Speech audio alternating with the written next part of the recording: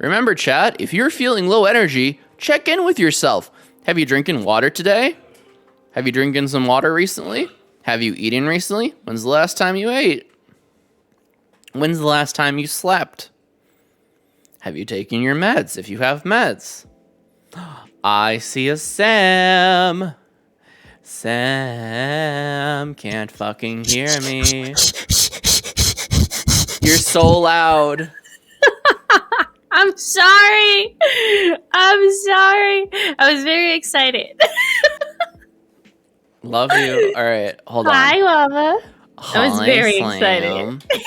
I was running around and it's like, I need to get into the PC now because I'm very excited about this. I'm sorry. I had to get me some medicine and I had to get some Gatorade because, you know, it has nothing to do with what I'm feeling, but I want a Gatorade. So, there you go. That's how it works. How are you feeling, Sam?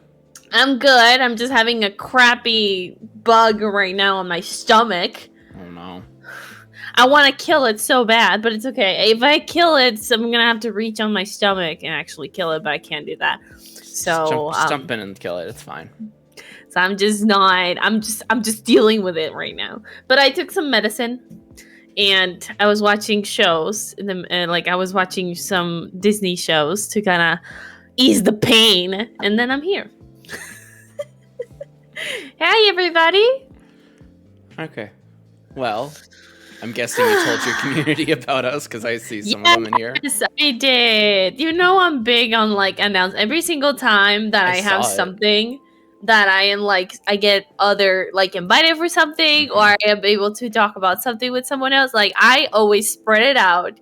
If I could, I will get out a big pamphlet and just be on the highway on LA, just with a big thing, just holding it and with the link and just join us. I'll be there 24/7, but I can't do that because I think I will get arrested. I think it will be really weird to see someone wearing a unicorn onesie in an LA highway, just holding a pamphlet with a Twitch link or some shit like that. I mean, I don't know. People have done crazier promos, I'm sure. That is true. You know what? I'm gonna do it next time. Oh, I'm gonna do it next time. By the way, chat, get your hosts up now. I have to mute alerts before I fucking forget. Yeah, let me do mine too. Hosts are stupid. All right, Sam, they fucking changed shit. Hosts are stupid powerful now. Oh, yes, I know. Now you have to actually type it in. Yes, you have to manually host. No, which is horrible because I have so many people that I host. You are one of the people that I host. Same. Sash but auto hosts don't do shit anymore. Yeah, auto host doesn't do shit anymore. So I have to go and actually do it. Yesterday I was part of an event and I wanted to host it and I wanted to check it was actually hosting so people who were part of the community could go to my channel and see it. But when I went there, I had to manually do it. And I think the problem is people started complaining that when you put your link, there was a time when you will put your link and people would have to go into their channel and put /profile, because if you only put only your Twitch link, it will take you to another person's stream. So it was weird. I think that's why they changed it. But I don't know. Listen, Twitch is weird. Honestly, Twitch is so weird. I don't even try anymore. I'm just surviving at this point. You don't try? Could have fooled me. I don't try anymore. I just let it grow. Just let it happen. Maki! Maki! What the hell? Maki! Hi, Maki Raiders. How's it going? Welcome in. Thank you so much for the raid. Holy shit. Welcome in, Raiders. Welcome into the Mental Health Talk Place, Queer Safe Space.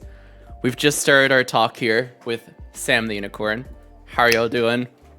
Let me get a show for you as well, Maki. Oh my god. Maki, you're amazing. How was your stream? How was your Arts Lovelies community raid?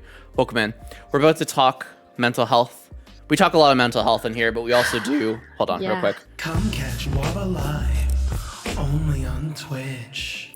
We also do, this is Mental Health Monday. Welcome to Mental Health Monday. Feel free to check in with your feelings and tell us how you are.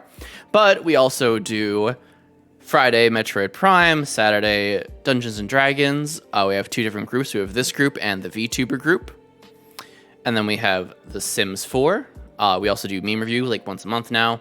And we do Skyward Sword on Sunday. So yeah, that's what's happening here at the Waba fam. But welcome in. How y'all doing? Welcome in. Heck. But y'all's, how's the stream? Just in time was epic today and chill. Heck yeah, I love that for you, honestly. Epic and chill is the best combination of emotions and stream vibes. Warning about Sam. She's loud, she rages, she plays horror and unicorn onesies. True. True. She's I'm also not loud. You're not loud? Well, yes, I am. I'm Latinos. Latinos are pretty loud. Whoa. Whoa, are you trying to say something? Yeah, no, they're loud. I'm actually gonna testify for every single Latino. If you're Latino, you know this. We are pretty loud. You represent every single Latino right now. Yeah, we're loud. I'm kidding. Yeah, that's how this works. My family is very loud, so I literally have a megaphone. I am Sam, not kidding. You have no idea how much I wish to represent every single white person. But it would never happen. White people would reject me in an instance. I'd be like, Black Lives Matter, and they'd be like, oh my god. It's really hard, to be honest, to stand to someone because people usually judge based on how people look without actually getting to know someone and their beliefs.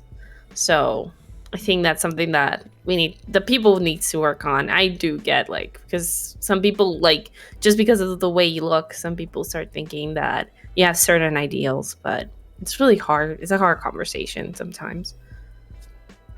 That's funny because we're literally going to have that conversation tonight. I love it. That's why I'm saving my conversation skill. Anyway, hi.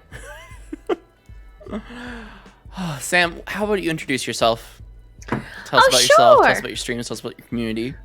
Of course. Hello, everybody. How's it going? Welcome in. How y'all doing?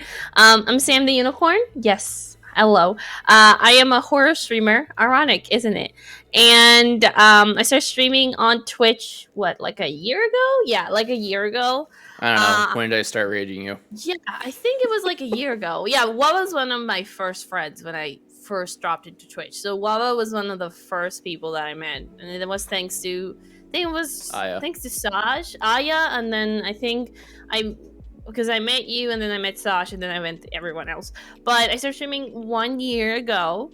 Been so fun lately. And I did start streaming because of pandemic. I am one of the people that came out from the pandemic. And my community is called the Unicorn community. We are a bunch of chaotic, little intense people, beings, devils that we just hang out every week. We play a lot of spoopy games. We really don't so if you're looking for Animal Crossing, Stardew Valley and stuff like that, no. Horror games are kind of my cozy games. So we play lots of horror games. People love to scare the bejesus out of me. Wait, I have a question? Can I say the F word? Or do you have something against that? Sam, you can say whatever the fuck you want. Okay, good. Okay.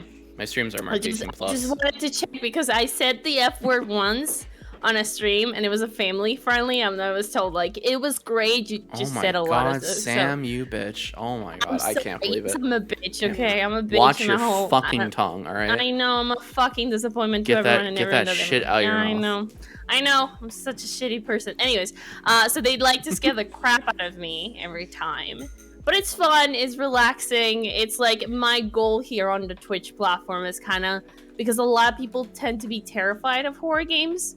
I want to be the reason. I want to help people stop being terrified of horror games and kind of have fun with them, because I know that a lot of people, I've had some people that come to my channel, they're like, I'm terrified of horror games, but you make them feel nice. So that's my goal in the whole community here. I'm an open book, so if you have any questions, I am pretty much just gonna tell you everything. Honestly, I'm very much of an open book. I am so much of an open book. I'm not even kidding. Same. So yeah, whenever you guys wanna drop in for the spooky vibes, just let me know. And you're more than welcome. We will hug you and receive you with consent, of course. And we'll have you there. It's a fun time. Yeah, it's a fun time. We like it. So, I'm wondering if I gave you this formal warning. I don't have any prepared questions, really. I'm just going off of everything that we talked about in the last month and a half now, because I've been on this topic for a month and a half. Yeah. Which I think is amazeballs, honestly. I think don't worry. More could not be spoken about it. I feel like this is something that's a very underserved topic, a very underserved conversation, and I just want to bring more awareness into people's minds about it. So, in your words, how would you define intersectionality? Everybody is has different challenges. Yes. But it depends. I guess everybody's challenges are different from one. Like, for example, you might struggle with certain things in different ways, while I struggle with certain things in different ways. That's the easiest way I can explain it to someone. That's the easiest way I could understand it myself. Because, I mean, I actually had to Google this because, I'm not really skilled on the American language. I mean, I know, but some words I still need to ask even my community what they mean. So I like to do my research before I even give an opinion about something. But the way I am able to understand it now is I have certain challenges, you have certain challenges, people deal with them in certain ways, I deal with them in certain ways, and there's something that's always going to keep us from moving forward in a way. So, and everything is different for each one of us,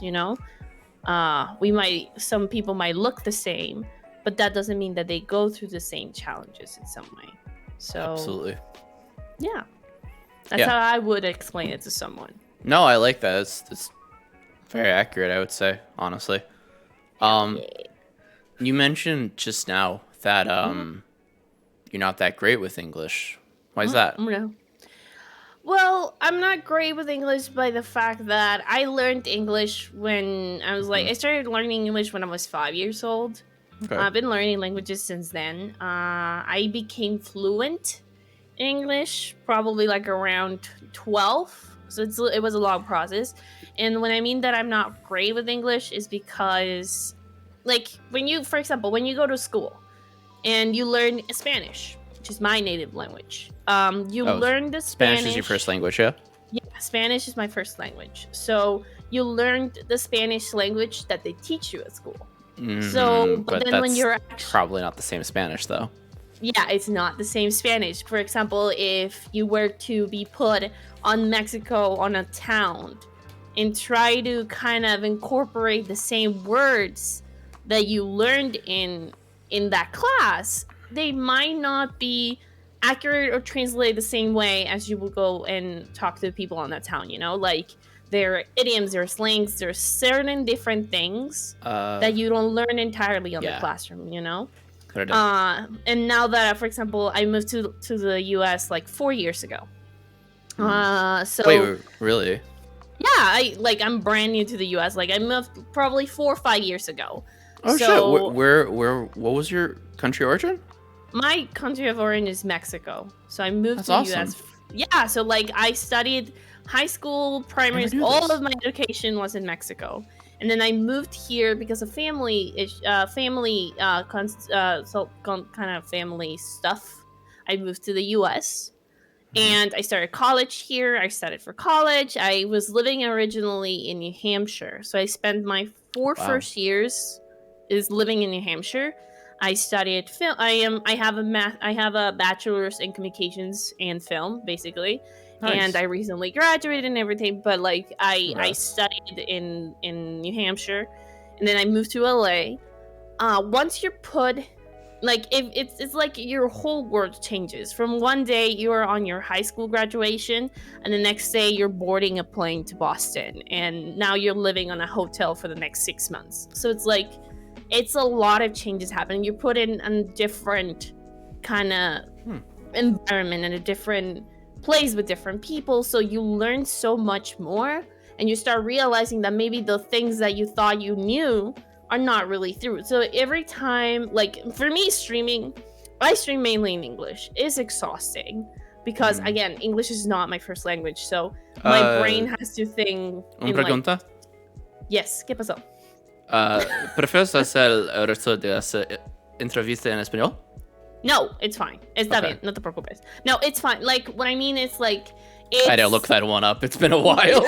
It's been a while. No, it's tiring because, like, you're speaking to another people in another language for, like, 4 hours. I'm used to it now because I've been living in the U.S. for 5 years. So it's not like I struggle, but you can tell that sometimes I, like, get a bump on the road or mix up words and stuff like that. And sometimes I'm talking to chat and everything, and sometimes I ask them to explain a certain word. If someone comes into the channel and they say something and they first use it, I need to, and I've never seen that word, I do tell like the chat, like, hey, like, what is that? Seen the word used in that context, probably. Yeah, I've never seen that word used in that context. Sometimes I get sometimes I get super nervous and I just laugh.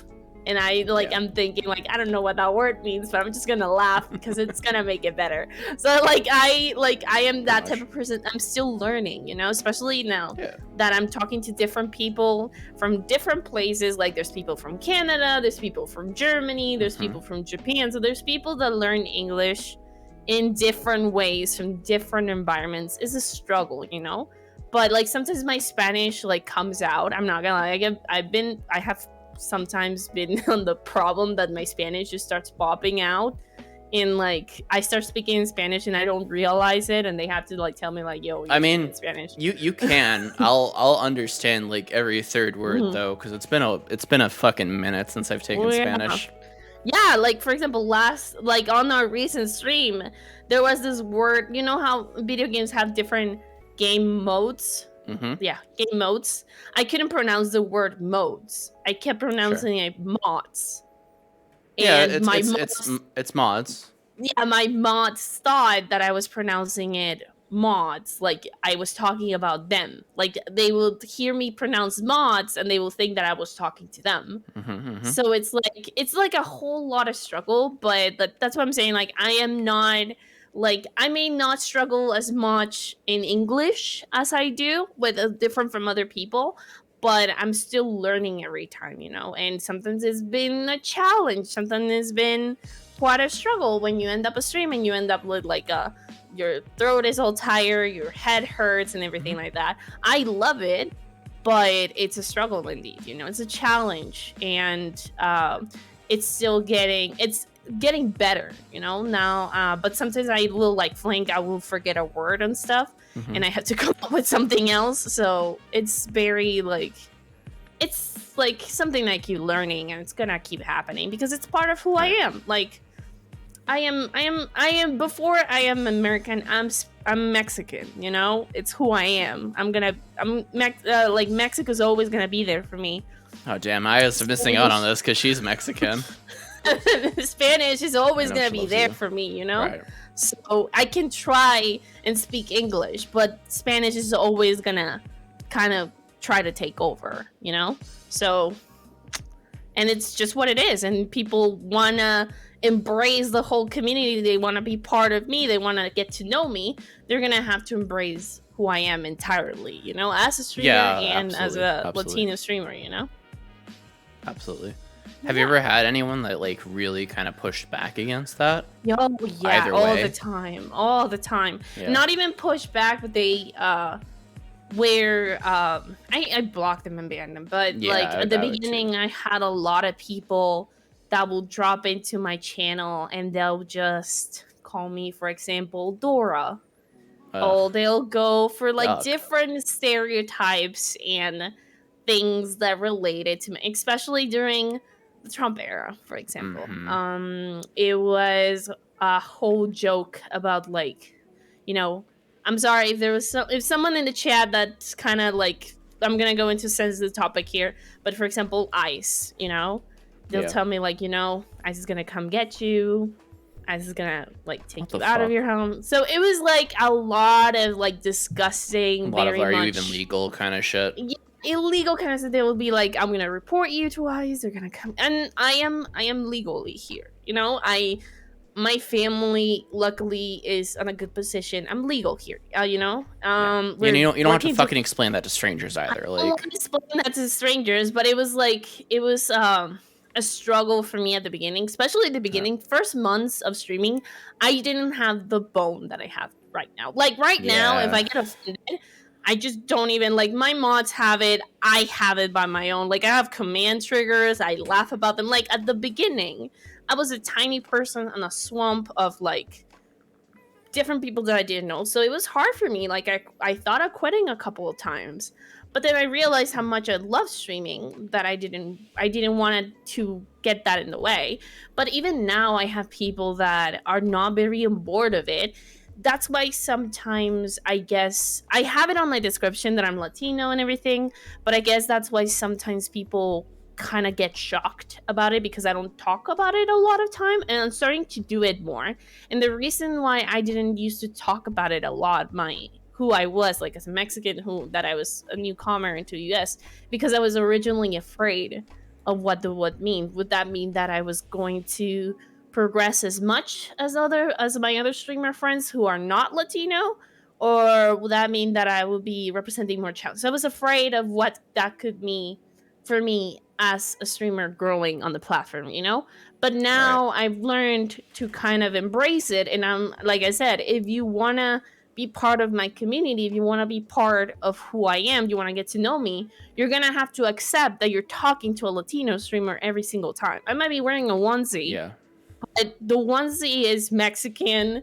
My house is Mexico. Like, for me, is like who I am. Like, I might be wearing a personality on camera, but if you want to get to know me outside of camera, if you want to spend time with me on my community, you're going to have to accept the fact that you're talking to someone who's Mexican. If you can't deal with that, I don't want you in my community, Yeah. There's a lot of people that I unfortunately had to kick out because they were very racist, they were very discriminatory. Like, there were a lot of people that I began with on Twitch, and the minute that they found out about it, they pushed back. It's so fucking disgusting and icky to me. Like, find out, like, bitches is a part of my identity. Like, I think the reason is because I didn't mention that I was Mexican when they met me at the first time, and I don't think they kind of figured it out, because some people tell me like, oh, you have a really good accent, or like you speak very well English. Some people don't even realize it because they tell me like, your English is very good. So until I kind of bring it, like, for now that I told you, like, you know what, I'm from Mexico, and you were like, oh shit, like I didn't, some people get surprised about the fact that I am Mexican and that I speak English, I knew you were Latino, I just don't know you were from Mexico. Yeah. So like I think I've had the situations where I talk to people and they're like, your English is like, they're like, tell me like, your English is so well that I don't think I would have found out if you didn't tell me. So there's a lot of people like that, but it's part of like, you're never gonna be able to get along with everyone. Not everyone's gonna like you all the time, and oh yeah, I've learned that as well. I learned that as well. Now we've had our fair share of trolls here.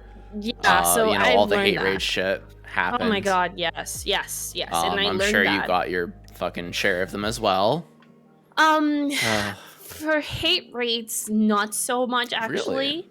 I didn't get hate, but I did got a situation when I was targeted in some way. Yeah. There was a time where I found out I was this close to quitting streaming because I found out that I was part of a Discord that they targeted streamers just because. They literally just because.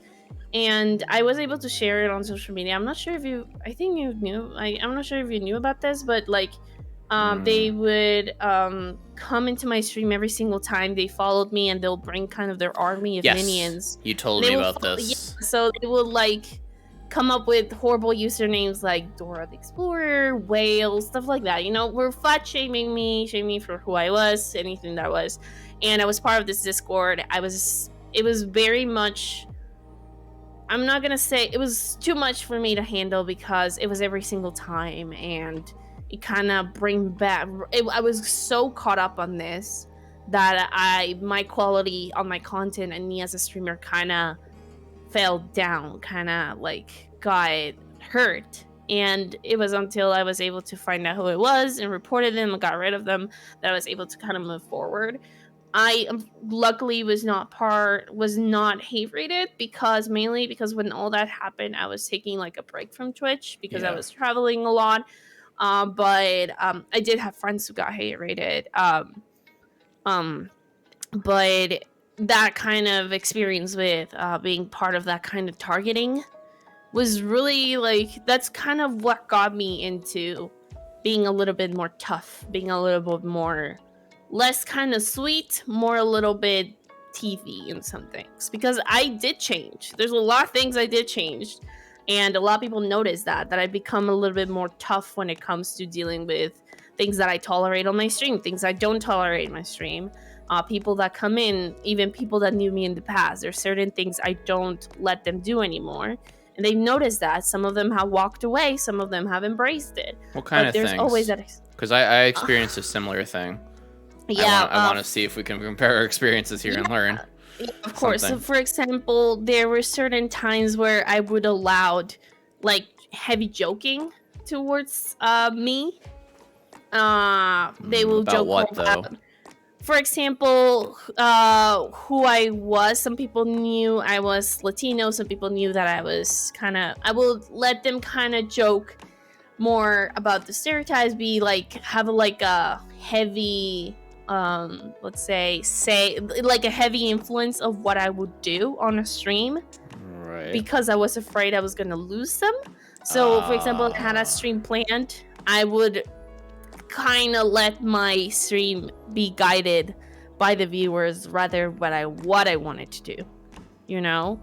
And that made me kind of uncomfortable, made me kind of sad, because at the end of the day, I would do stuff that people wanted me to do.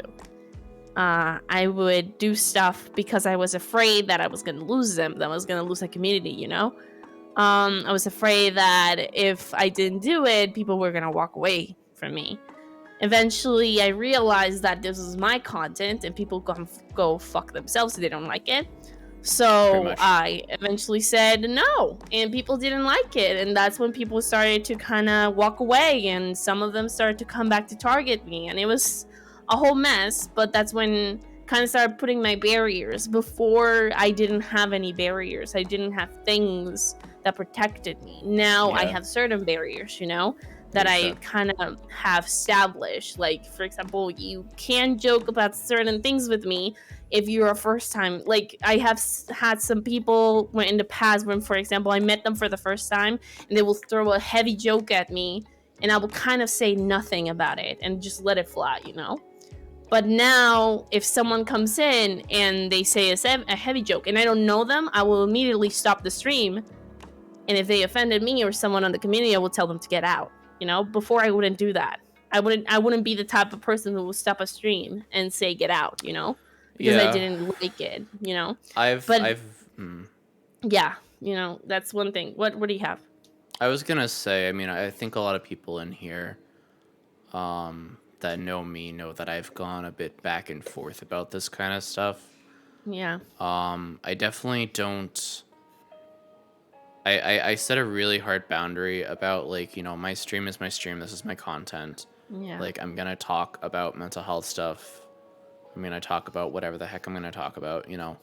Mm-hmm. I guess my what I talk about can sometimes be influenced by, like, where people are at. So, like, if there's a conversation to be had, I'll pick up on it. And it's, like, easy... It's easy for me to talk on mental health stuff, so I always appreciate those conversations being brought up. But sometimes there's other times where people bring something up, and it's just like, well, we're not really talking about that right now, and that's like a very easy misdirect or redirect that I do. And like as far as like trolls go and like first timers, I don't fucking take my chances. I literally click faster than my mods. I click faster than Seribot, actually. It's bad. I'm so fucking quick. Literally, fastest clicker in the West. My mods hate me about it, but... It's because you know what you want your community to... Your mods will know as well, but you know exactly what is the first thing, you know? You know exactly what you want to create. Exactly. With the trauma thing, I still have a lot of problems with. I wanna help everybody as much as I can, all the time. I am the type of person who puts other people's feelings before mine, my own health. I put it before other people, which is not good. I know. No, it's not. It's not good. Like I know I have to can't remember myself. Like I even have my own personal kind of alarm on my Discord that tells me to go to bed. And this is one of my mods. Literally, they named themselves on Discord as my own personal alarm. But I am very bad at the whole trauma because I still struggle, but I'm doing way better at it because before I didn't know how to tell people to stop kind of trauma dumping or kind of because I felt like everybody should be allowed to share what they're going through, what they're struggling with. But I don't want it other people in my community, especially me, because sometimes people would trauma dump and some of the things that they would share would hit too close to home. So it will bring me down, my content will bring me down. So it was really hard for me to protect myself and my community before. Now it's become a little bit easier for me to kind of because I hate not being able to provide a space for them to kind of vent if they need to. I now give it on the Discord for them a chance, but it's still very hard for me to kind of discuss certain topics because some of them they hit really close to home.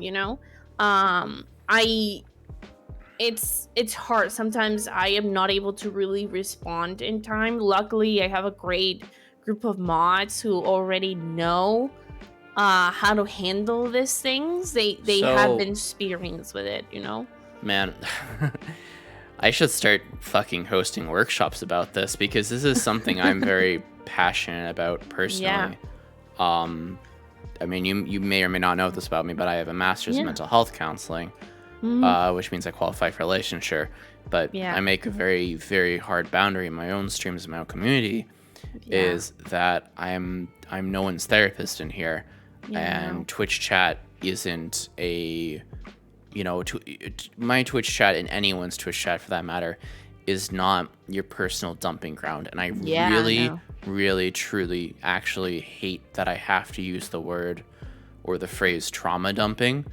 But I do use that phrase because, I say, time and place. I ask people to be a bit more mindful about, when and where they're venting, and what they're venting, what the content is. If it's just like, hey, this thing happened to me today, Waba. I ask people at the very least, like, say hi to us first. Yeah. Before anything else, just say hi, read the room, see what the tone of the stream is. If the stream is like really upbeat and funny and memey or whatever, don't just come into chat sideways and be like, hey, by the way, Waba, this awful, horrible thing happened to me, and be like, whoa, like, I feel bad for being like, you're being a downer right now, but like, goddamn, you just came into my chat like hot, and I don't want that. I don't want that at all.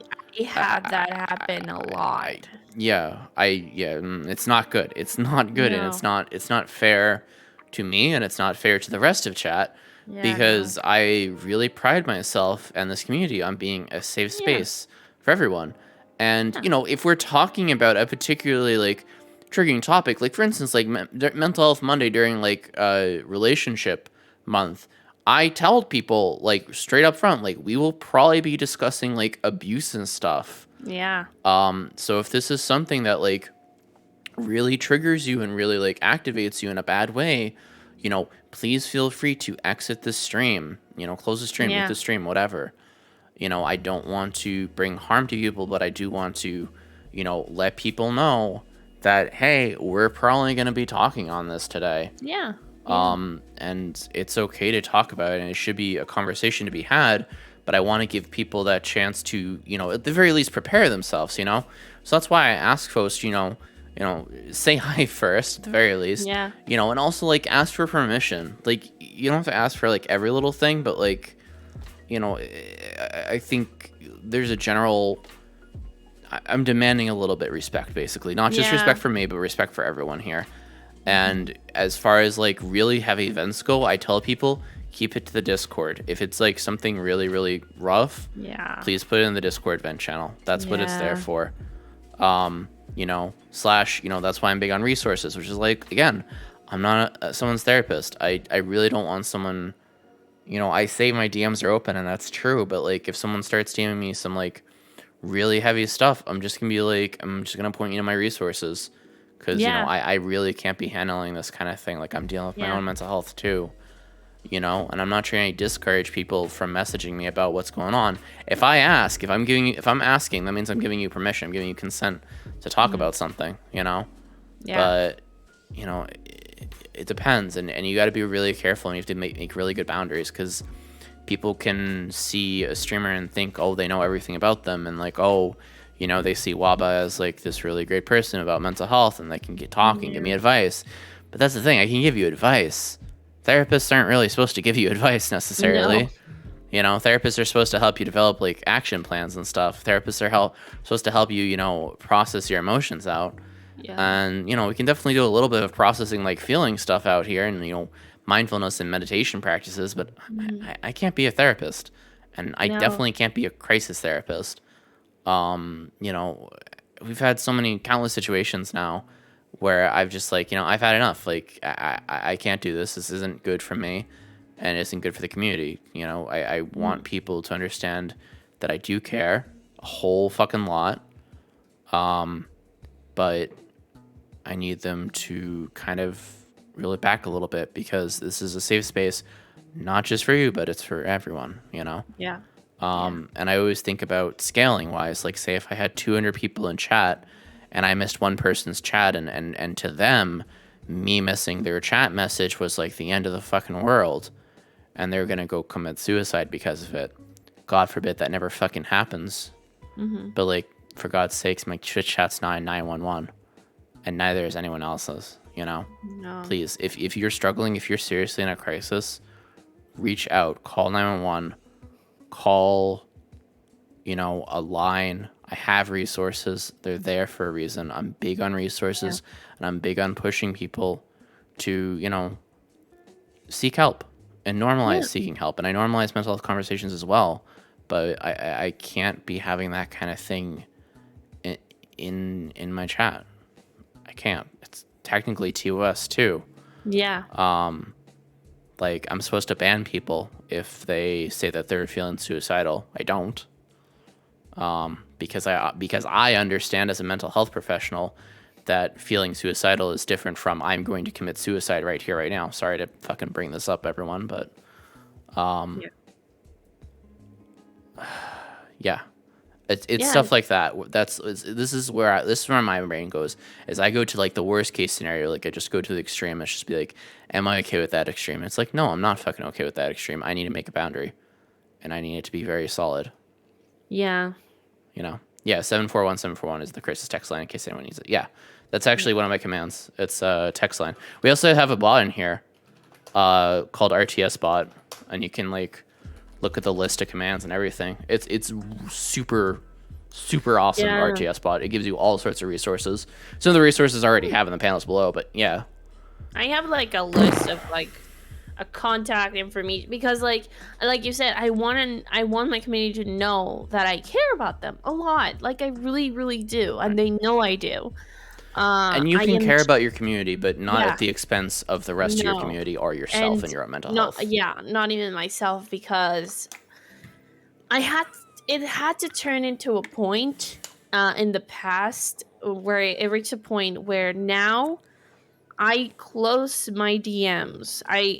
Because most of the things that I would get was people just full on going with me, you know, because I would say my DMs are open, you know, but it's like it will turn into a point where they would ask, they were like kind of cries of help, but they were very kind of intense, you know. So for the own sake of me and my mental health as well, because I'm not a professional like you are. Like I studied film and communications, you know. I'm not licensed to even talk about anything about that. I am not. Like I still struggle with my own stuff, you know. Here's a problem. I think Okay, I think this is. I'm gonna circle back to our topic. Yeah, no. Think about how people are perceiving you. I mean, Yeah. look at you, Sam. You're female, Mm-hmm. very pretty. You know. Stop. You are. You're really good looking. Generally speaking, you're conventionally attractive, objectively speaking. All right. So people look at you. People look at you, and the assumption when they see a femme person is, oh, I can trust them and I can tell them anything and everything. Yeah. And this can be sometimes be a good thing, but it becomes that very icky interaction, which, you know, we talked a lot about in the relationship talk months ago. But, you know, every conversation now becomes you're doing emotional labor for someone else. Yeah. As if it's your job, and it's not your job. It's not your job. Yeah, no. I have created this image, and even before I started Twitch streaming, let me tell you, I created this image of myself. If people have problems, even my personal friends, my even known family, they come to me first. This has always happened to me. Like, it's nothing new for me. I've been dealing with people, unfortunately, bringing out their problems and me helping them since almost the minute I was born. Same here, Sam. Same here. Yeah. People have always seen me as someone to talk to, be able to talk to, feel open to talk to me, you know, seek me for advice. They thought I had a fucking level head. Literally what it was is that I just didn't let my fucking puberty hormones get the better of me. I was pretty cringy sometimes, but like I literally couldn't care less for high school drama. And people were like, wow, you're so mature, Henry. Like, like, man, I just don't give a shit about what people think of me. Like, yeah, no, I was also like kind of the girl who was always helping everyone. I was never involved in anything big. I was just the person who was there and always available when someone needed to talk, because I am like that, you know? Like, always, I put everyone first before I do, which is not a good thing to do. I know it's not a good thing to do, and I'm learning to be better about that. I've been dealing about it with a lot, but people started noticing that. People started to take advantage of that. And I reached a point on my life where, because they took advantage of that, I started to be destroyed, you know? yes. I started to change. I started to get more depression. I started to get more anxiety.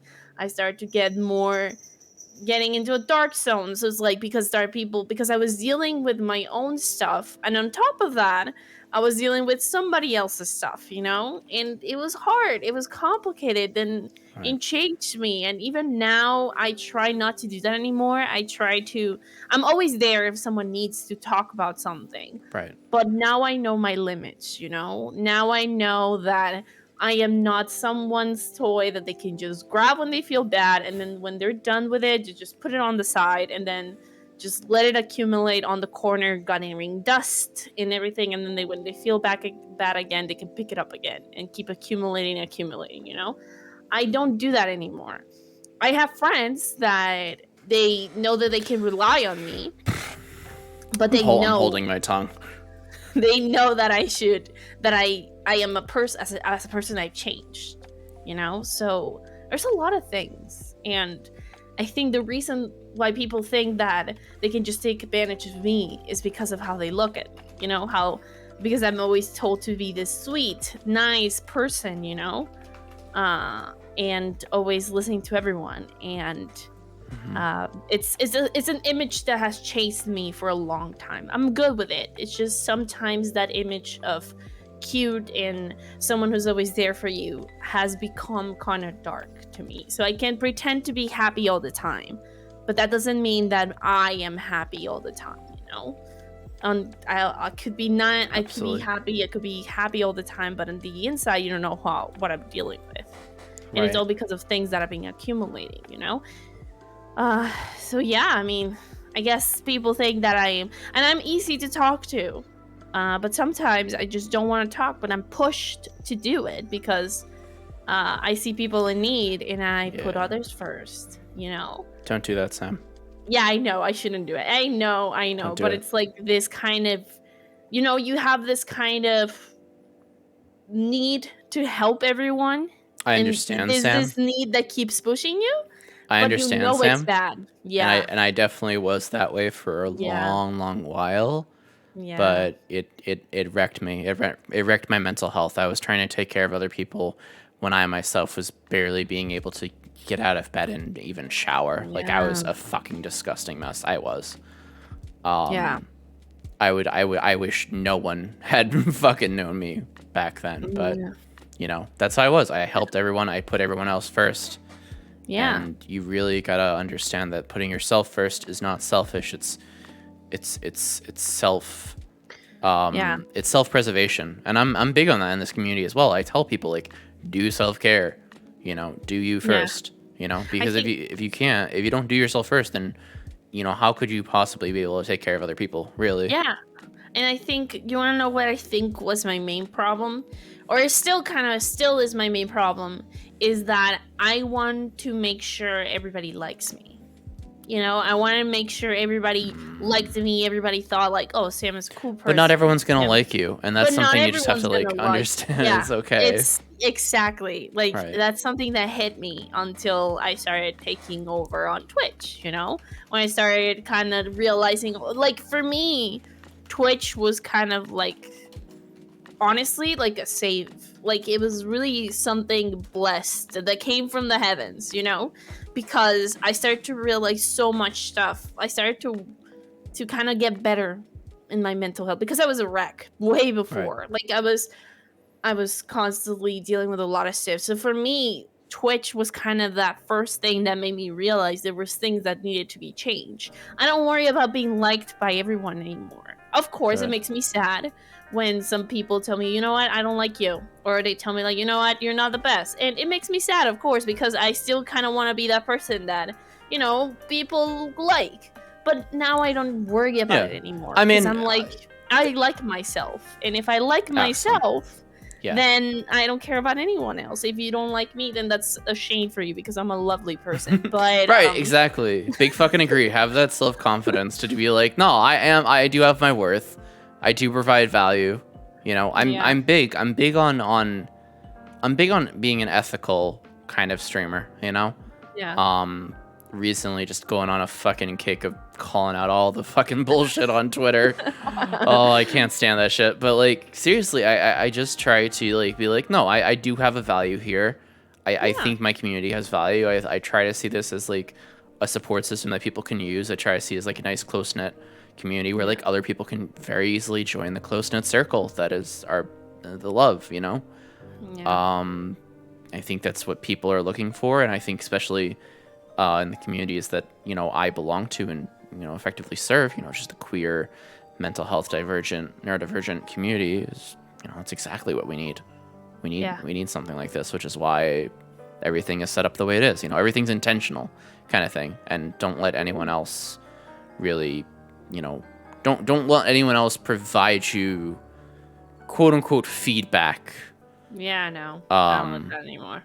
Unless, you know, you ask specifically. Yeah. And I will always be looking for feedback. Always. Even if if I didn't ask, I would, like, take everybody's feedback and try to do something about it. Now I don't. Like I said, like, if the only thing that matters is that I like myself. If that doesn't happen, then if I don't like myself, then I feel sad. I feel empty. Right now is I like myself, and I know I'm valuable, and I know I'm a frigging awesome, and I don't care about anyone else and what they say. So if you don't like me, that's your loss, not mine. Because I know I'm dealing with an awesome person. I know the people that like me are dealing with an awesome person, and it's your loss. And that's okay, because that's something that I know is a struggle for a lot of people. Because I used to be there, you know, I used to struggle with not being able to like myself. It was a tough path. But at the end, I was able to kind of accept that and be happy with who I am. And that has opened me so many doors and so many opportunities.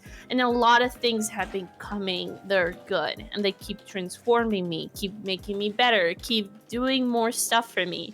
That makes me realize how freaking awesome I am. You know, once you go through that path, it's when you see that something good lies at the end. And one that you find that good that lies is when everything else just comes together, you know?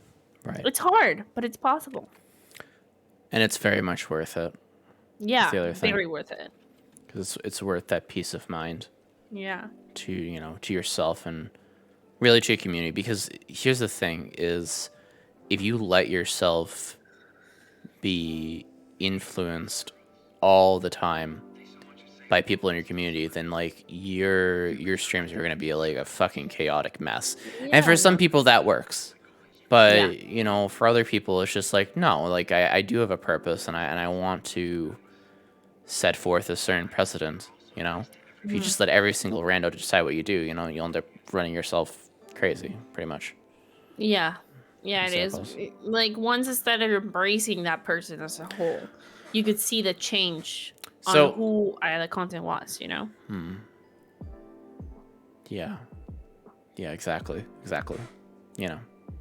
Don't let people change you, basically. Yeah. Be you guys. Let's circle back. We've been on a fucking streamer rant more than we've been on intersectionality rant. I love this streamer rants. It's great. This is how my conversations go off stream. I love it, Waba. This is the best thing ever. I always go on a tangent. It's my fault too, so. Nah, we love it.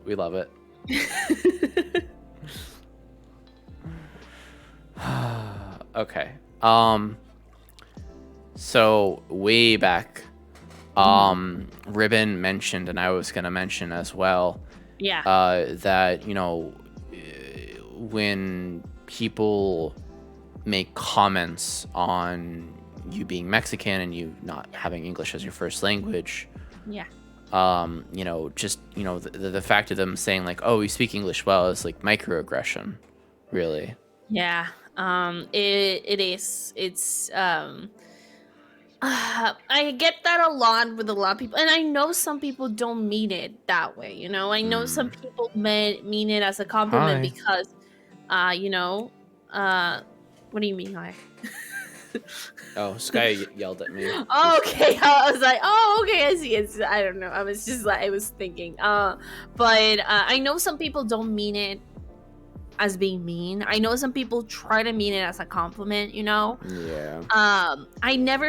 I am the type of person who never takes anything that anyone says as an offense towards me, I always try to look into the goodness in people, Sure. I understand there's evil in the world, but I'm always the type of person who looks deeper in, like, who always looks at the good on people, who is never quick to judge, Sure. I'm never trying to bring some conflict. I never try to hate immediately on people. It's really hard for me to hate someone. I have like 3 people in my life that I've ever hated, and I don't speak their name because they deserve to rot in hell.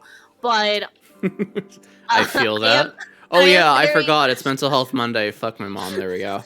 We got it out for the But night. It's like very positive. Like I'm trying to look on the good and positive of people, So I never take anything that people say to me like, "Oh, your English is very good," as something bad. I take it as a compliment. And it's definitely not meant badly, but there's other phrases as well. Yeah, I know, and it's like I know I work hard to get this language to the point that I am, and I appreciate people telling me like, you speak really English very well. I know that maybe some people do mean it in a bad way, but I am the type of person who will start to judge you based on how we move forward from here. Like, for example, the first interaction we had, our first interaction was, you speak English very well, I'll be like, oh, thank you. Like, thanks. Like, I'm respectful. I'll say thank you to you. But if from there on you have actions that have continuously hurt me, judged me, or in some way being aggressive towards me, then I'll judge you based on that. I'll be like, you're not the type of person I want to deal with. Man, so this is why one of the reasons I think that I grow slowly in general. Yeah. It's because I don't take anyone's shit. I call people out. I don't care. I'm savage. Yeah. I'm just like, you just said that thing. Do you understand what like that means? Like let's dissect that a little bit. It puts people on the fucking spot, and like honestly, It's a matter of I just don't have the patience for people anymore. I don't have the patience. It's like you're either with us or like you're either with us and understand the picture, or you don't, or like just stay quiet and fucking learn. Cause I am. You're very savage, Waba. You're very savage on that. My sister is very much like that.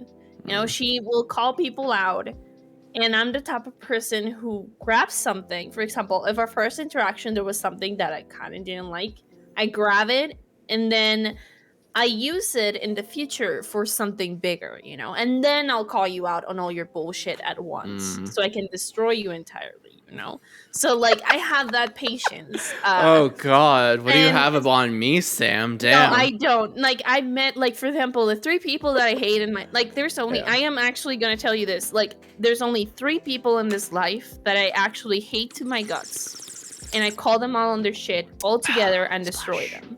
Because I'm like that, filter. Yeah. I am the type of person who grabs that one thing, accumulates it, put them all in a little box, and at the end, if you have reached the point where you're a piece of shit that needs to be called out, I'll call you out in every single shit that you have accumulated on my list. Right. And there's only 3 people I've ever done that to. And probably as I grow on Twitch and probably I meet more people, I'm probably going to start doing that more. Yeah. But, and I start to be more savage, because I have to be constantly...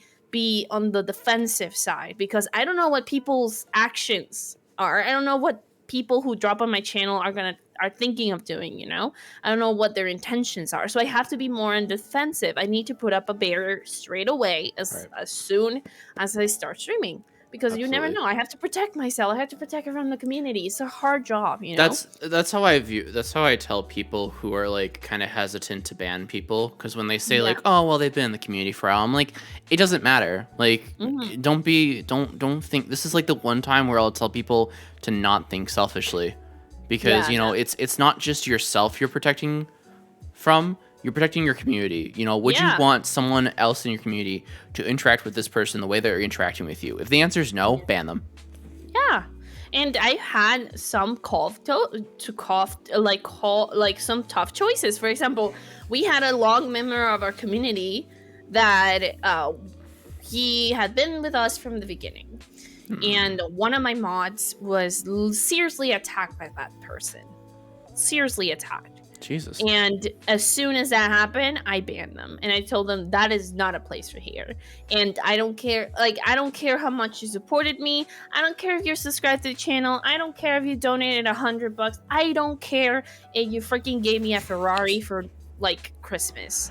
If you're a piece of shit towards me, my mods, or someone in my community... You're going on the garbage, and I'm never looking back because I don't have time for this bullshit. I have other things to worry about. I have my own life. I have my real life. You guys, I always tell this to my community. You deal with what the hell me for 4 hours. Emerald, it's Emerald. Emerald, hello. Apparently, Sam knows you. Hi, Emerald. How are you all doing? Welcome into the Mental Health Talk Place Queer Safe Space. Oh my god. I love your 8 raid emotes, the Stingray. That's excellent. You're gonna love Emerald. Emerald's so great. You're gonna love Emerald. Okay, I will go love the crap out of them. Welcome in, Raiders. How are you all heckin' doing? We have Sam the Unicorn here, chatting about intersectionality, mental health, and more. Welcome, Raiders. Yes, if you want to click the little clickety-clink link so you can be counted as a viewer for Twitch. Appreciate it all so much. Hello, I am Matthew. How are you doing? I am Matt. I think Matt03. I don't know. Hello, so this is happening. I had to come by. Oh, you're so lovely. Thank you so much for the heckin' raid. Amazing. Will chat get me killed again? Is that what you were playing? Playing just chatting? That's what it tells me. They're playing Soma, I think. Playing so much.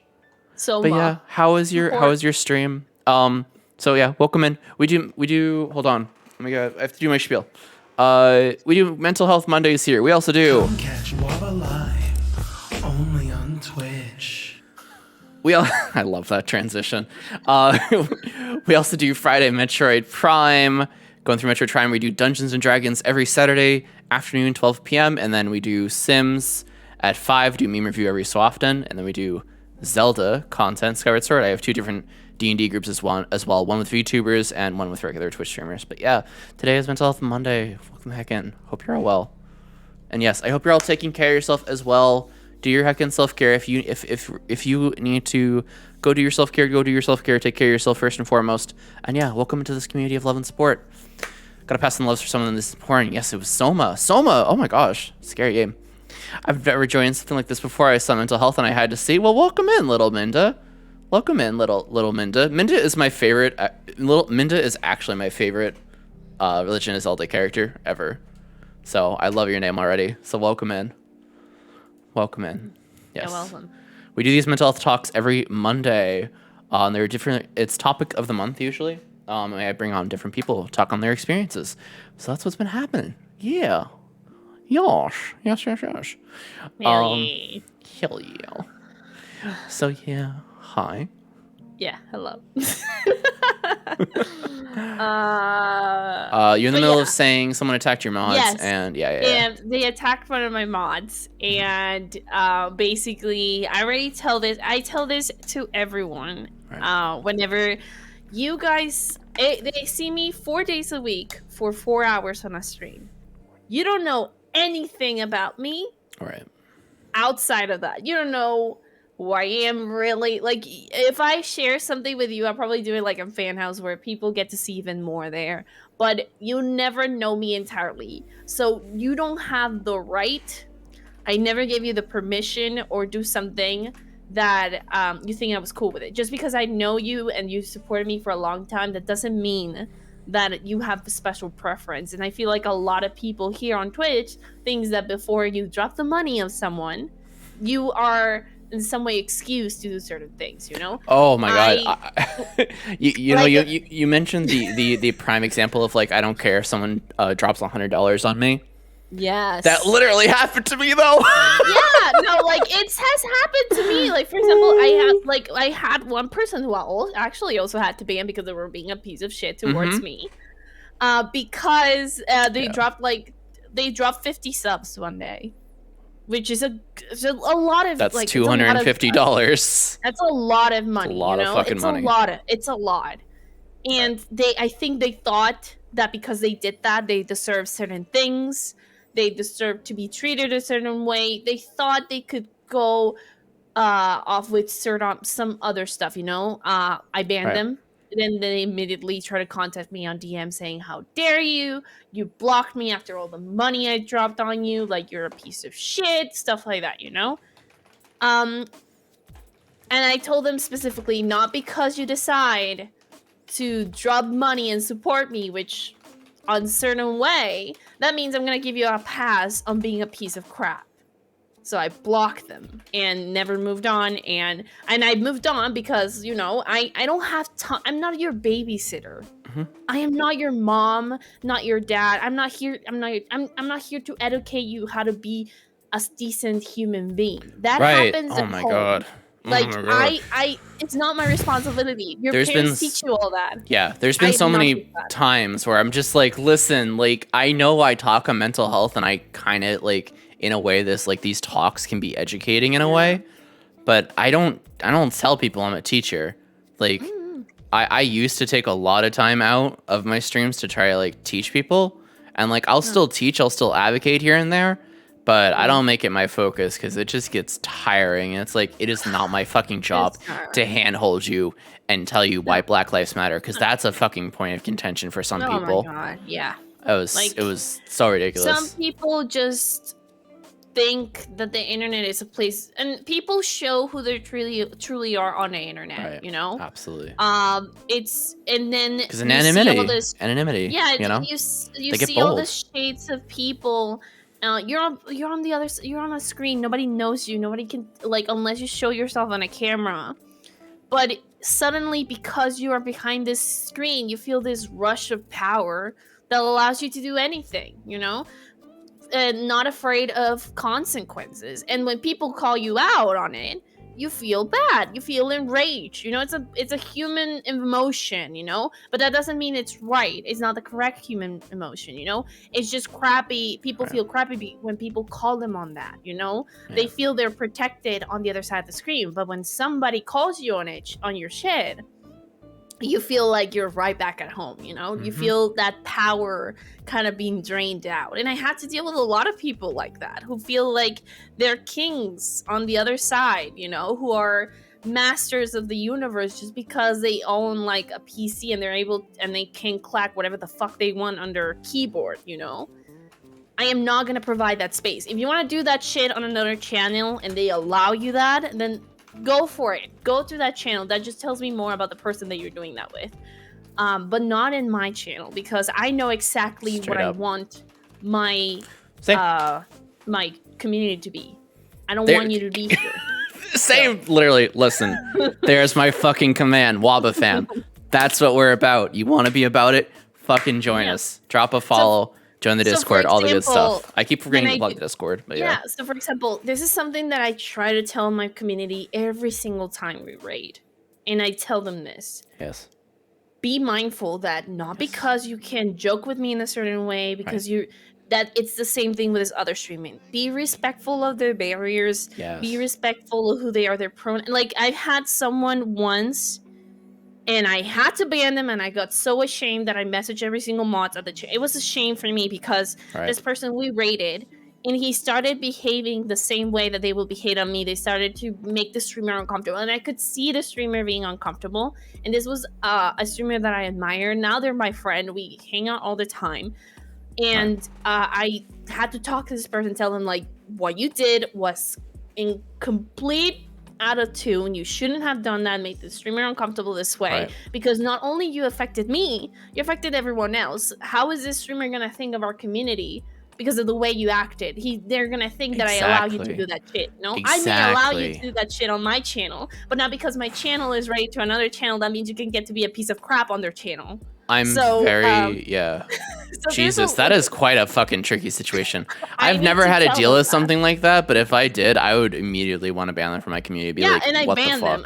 I banned them. I told them, like, you know what? You just make me on a horrible position. I cannot have you in the community. Bye-bye. And I always tell this to my community, or at least I try to. Yeah. If we're raiding into a channel, don't do the same shit that you do on my channel. Ask for permission first. Ask for consent. Ask for their opinion. If they tell you a hard no, let it go. Yeah. Because you're not only putting yourself. You're not in my house anymore. You're in someone else's house. You're all someone else, and you're making me look bad because they're gonna think I brought a piece of shit to their channel. You know, and I don't want them to know that. You know, it's okay if we hang a certain way because it's my channel. I put on my rules. It's my content. I definitely hold my mods to that standard a lot. Like I really feel if a mod is misbehaving, that reflects poorly on me.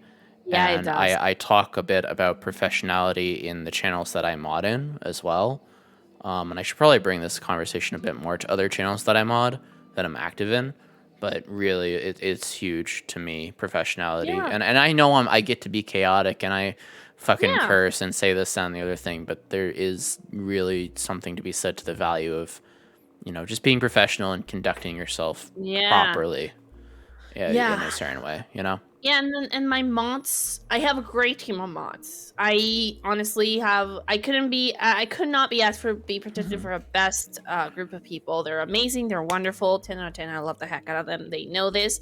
They know my barriers. They know what I allow and what I don't allow. So every time someone gets banned or timed out, I tell my mods, if you're gonna ban and block or time out someone, make sure that the reason why you're doing it, it's valuable and you have no like personal reason in the middle.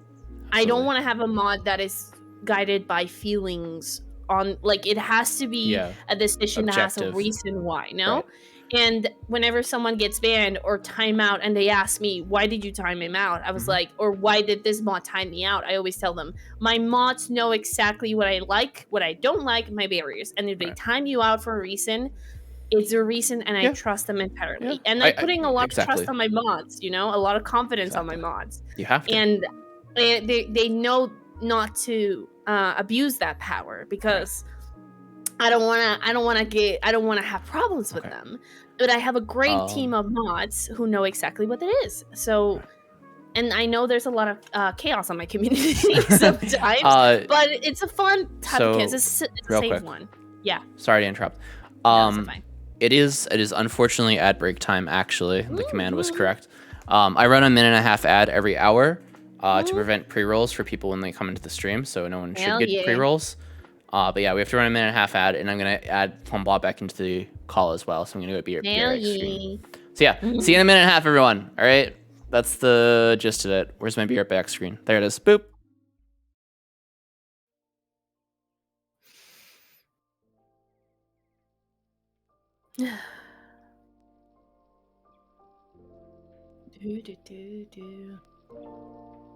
Oh shit. Okay.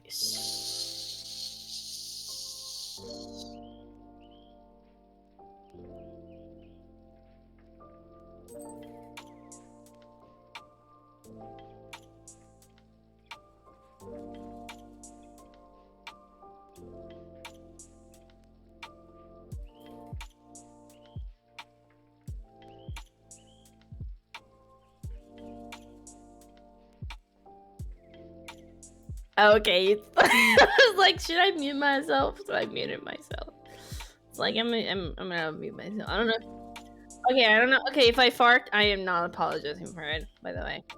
I'm not apologizing. It's a human thing, first of all, because I've heard a lot of people who like try to troll and say like, you farted. It's a human thing. Did you know that if you don't fart, you could actually die? I'm just letting you all know, trolls, if there's any like someone who's here like, oh, I'm here gonna say this person they farted. Like, you literally are just telling me good job for taking care of your health. Like, yeah, you can actually die. Google this shit, okay? Because you're accumulating. I think I can. There you go. Yes, I can type. Yeah, no, I can. So yeah, Google this shit. Yeah, it's by internal combustion. Yes, thank you, Spiral. You could actually die. There's reported cases of this, by the way.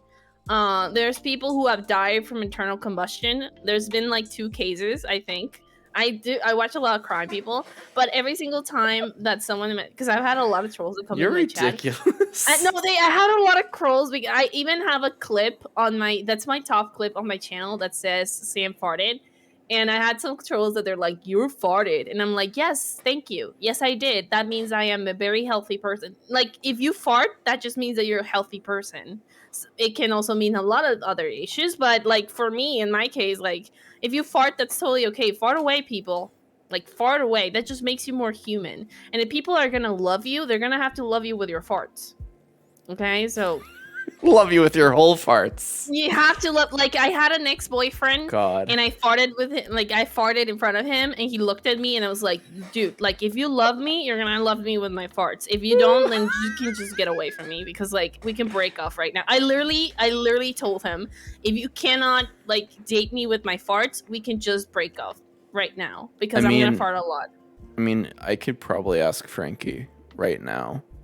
I mean, ask them. If they don't love your farts.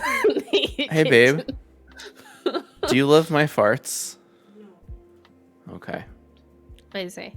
They said no. Oh, it's okay. But they tolerate them, right? They do tolerate my farts. Okay, that's love. Whatever. Like, yes, you do tolerate my farts. I literally left bed the other night because you wouldn't stop farting. Oh, yeah, you left bed the other night because I was so gassy. Like, I'm just saying, it's a human thing. So, you know it's love. Well, you haven't left me yet. Yeah, see? Like, if they haven't left you because you're like, it's love, okay? So, like, honestly, when they tell me I love you with your whole fart, I'm like... Yeah, exactly. That's what I thought. Like, I love you with your whole heart. No, love me with your whole fart. I will get married to the person who tells me, like, they love my farts. I would definitely, like... My ex-boyfriend didn't do that. He's a piece of shit, but... He's a piece of shit, by the way. But I did tell him, like, if you don't love my farts, why are we even together? Oh like, God. I mean, Sam, there's plenty of fetishists out there that I'm sure will love your farts. Okay, it's like, okay, we have to do it in a way that it's not creepy. Like, you just have to deal with the fact that I'm gonna fart in a normal space. I eat a lot of popcorn. Like, I'm sorry if you can't do it. It's a natural thing. So, if you can't deal with that, just get away. I don't what? Whoever's like so childish to tell me like, oh, you farted. I'm like, yes, thank you. Yeah. Thank you for pointing it out. Girls don't fart, they poof. Yeah. Oh yeah, there was like this guy that I talked to once. He was like, "Oh my god, he was such a child." He was like, "You poop?" And I'm like, "No, I don't poop. If I need to poop, I just like go into a lake and wash myself, and all the dirt just comes out of my beautiful hair." Of course, I like some guys for some reason think that girls don't poop. Yes, we poop, guys. We poop. Wow, Just Sam, know I don't that. know if I can look at you the same way. I'm sorry. I poop rainbows. Okay. I knew it. Sam the Unicorn Poops Rainbows confirmed. This is lore, guys. Update the VTuber wiki.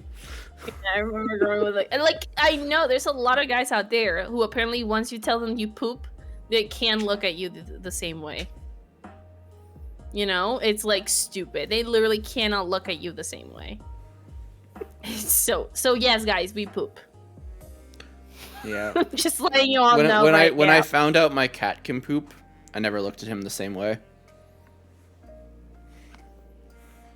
Mostly because he has stinky poops.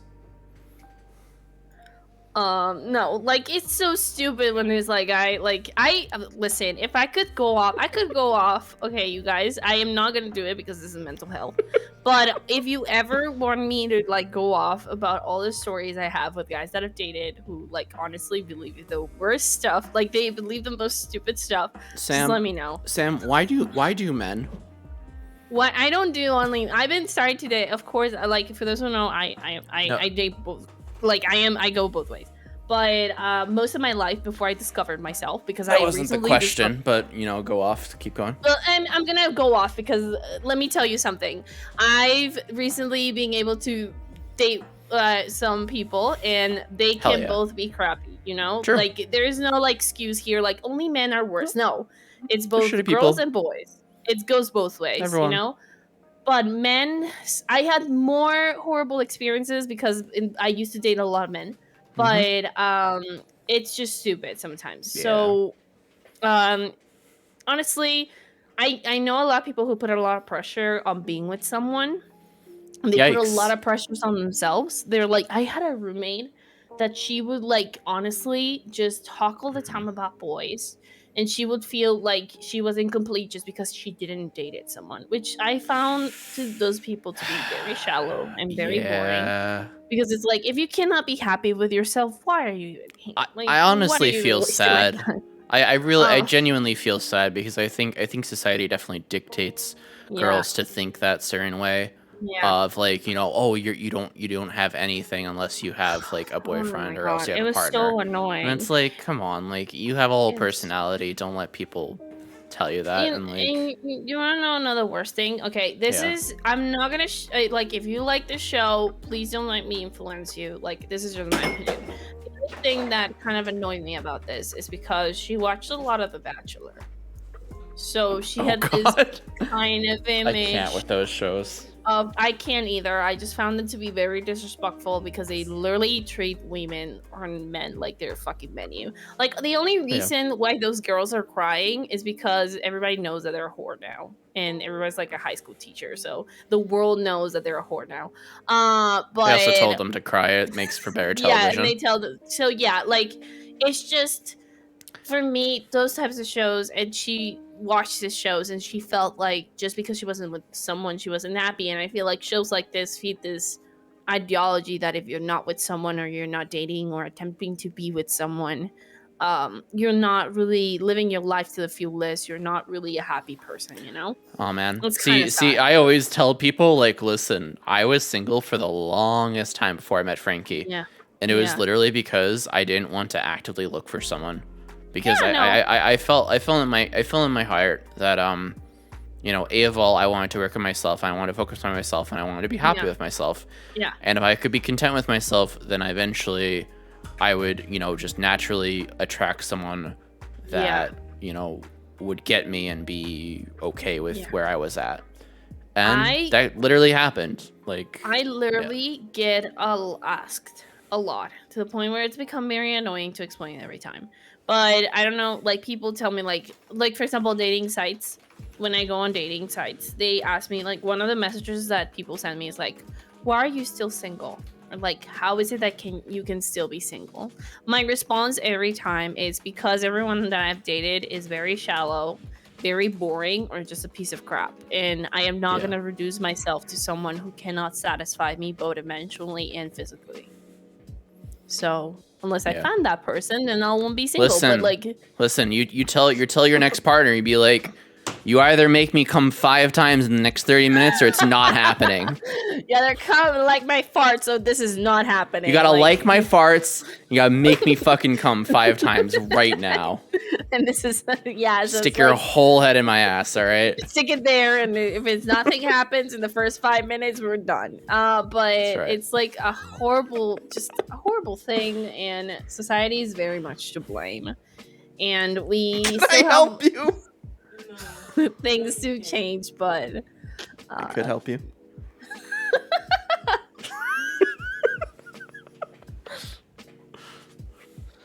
We're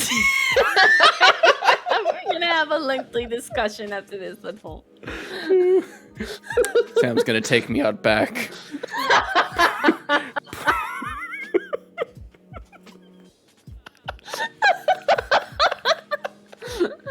I've been told I'm very good. Oh, all right then.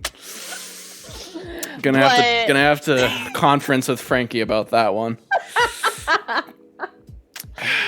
But sorry, Sam. Anyways, that's just fine. Listen, I literally love to do this. Don't worry about it.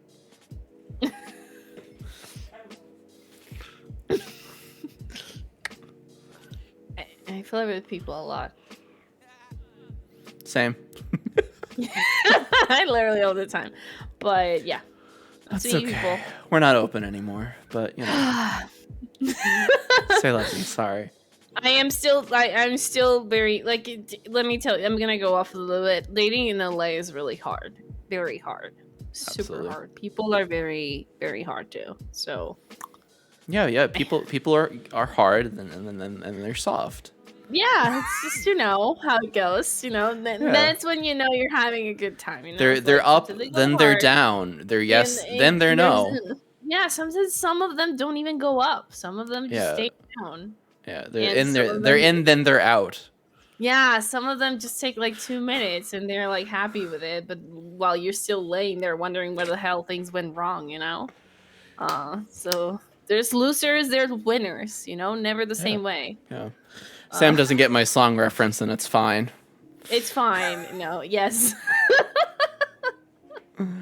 Listen, I sometimes start thinking about other stuff. I don't even get like my own reference. So you're bisexual? Yes. I recently kind of found that about myself. That's one of the chapters of my life, I'm pansexual. That kind of helped me. What's up?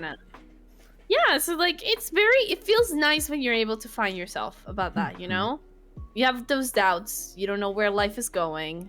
You're like something is missing, and then you find it, and you feel complete again.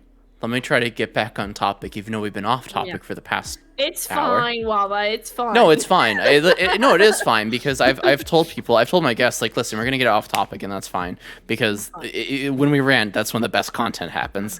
Yes, ranting is best. Let me ask you. Yeah. In the culmination of all your various identities, where have you seen the intersections? Because that's what intersectionality is all about. Is the intersections of different identities. So what most intersects for you? And if you mean even an example, like for instance, like sexuality and being Mexican, for instance, or maybe with your family or something, value wise kind of stuff. There's all sorts of, various ways that our identities can intersect with each other and interact in life. I feel like recently, because I've been able to find a little bit more pieces about myself, it has come more when it comes to family, because my parents knew me for what? I'm 23 years, and they've been living with me for 23 years. No, 24, sorry. 24 years. They've been living with me for 24 years. They feel like they know my image. They feel like they know me, who I am, my flaws, my likes, my dislikes. But it seems like every day something new happens. A new side of me comes out that they never knew before. And even my mom has says this so many times. This is a typical thing she always says. She's like, "You've changed." You know, she's like, I don't know what happened. She tells me, "You changed. I don't know what happened." Is this It's your like, mom? yeah, this is my mom. Like, we have a great relationship, but sometimes, with every mom, in my case, you have some conflicts in the family, Right. Um, sometimes when There those is no conflicts family happen, without conflict, and that's there just is a no matter family with of no power conflict. dynamic changing throughout Exactly. life. Yeah. Yes, exactly. So sometimes when those conflict happen, my mom is like, "You changed. Something happened. You're someone different," and this drives her It's kind of weird for her. She doesn't know how to handle it because she feels in so much control for one time, and then I pull out a move or show some side of me that she never been really, and then she feels out of control. Which, for example, I'm gonna go back to Twitch because Twitch is really the source, the place that I've been allowed to be more myself. Right. Where I was able Absolutely. to find who I was, what I liked, who my sexual, everything. Right. Twitch was kind of the source of everything. So for my mom, who she grew up in a very I guess conservative shield home, and now that we face technology, now that she has a daughter who is very much open with everyone, because I'm talking to internet, I'm in the internet, Right. has found something else about her. It shocks her, it's Mhm. different for her, and she's not used to that, but that's totally okay. Like, you can't expect people to embrace it every time, Sure. or be like easy for them to find it.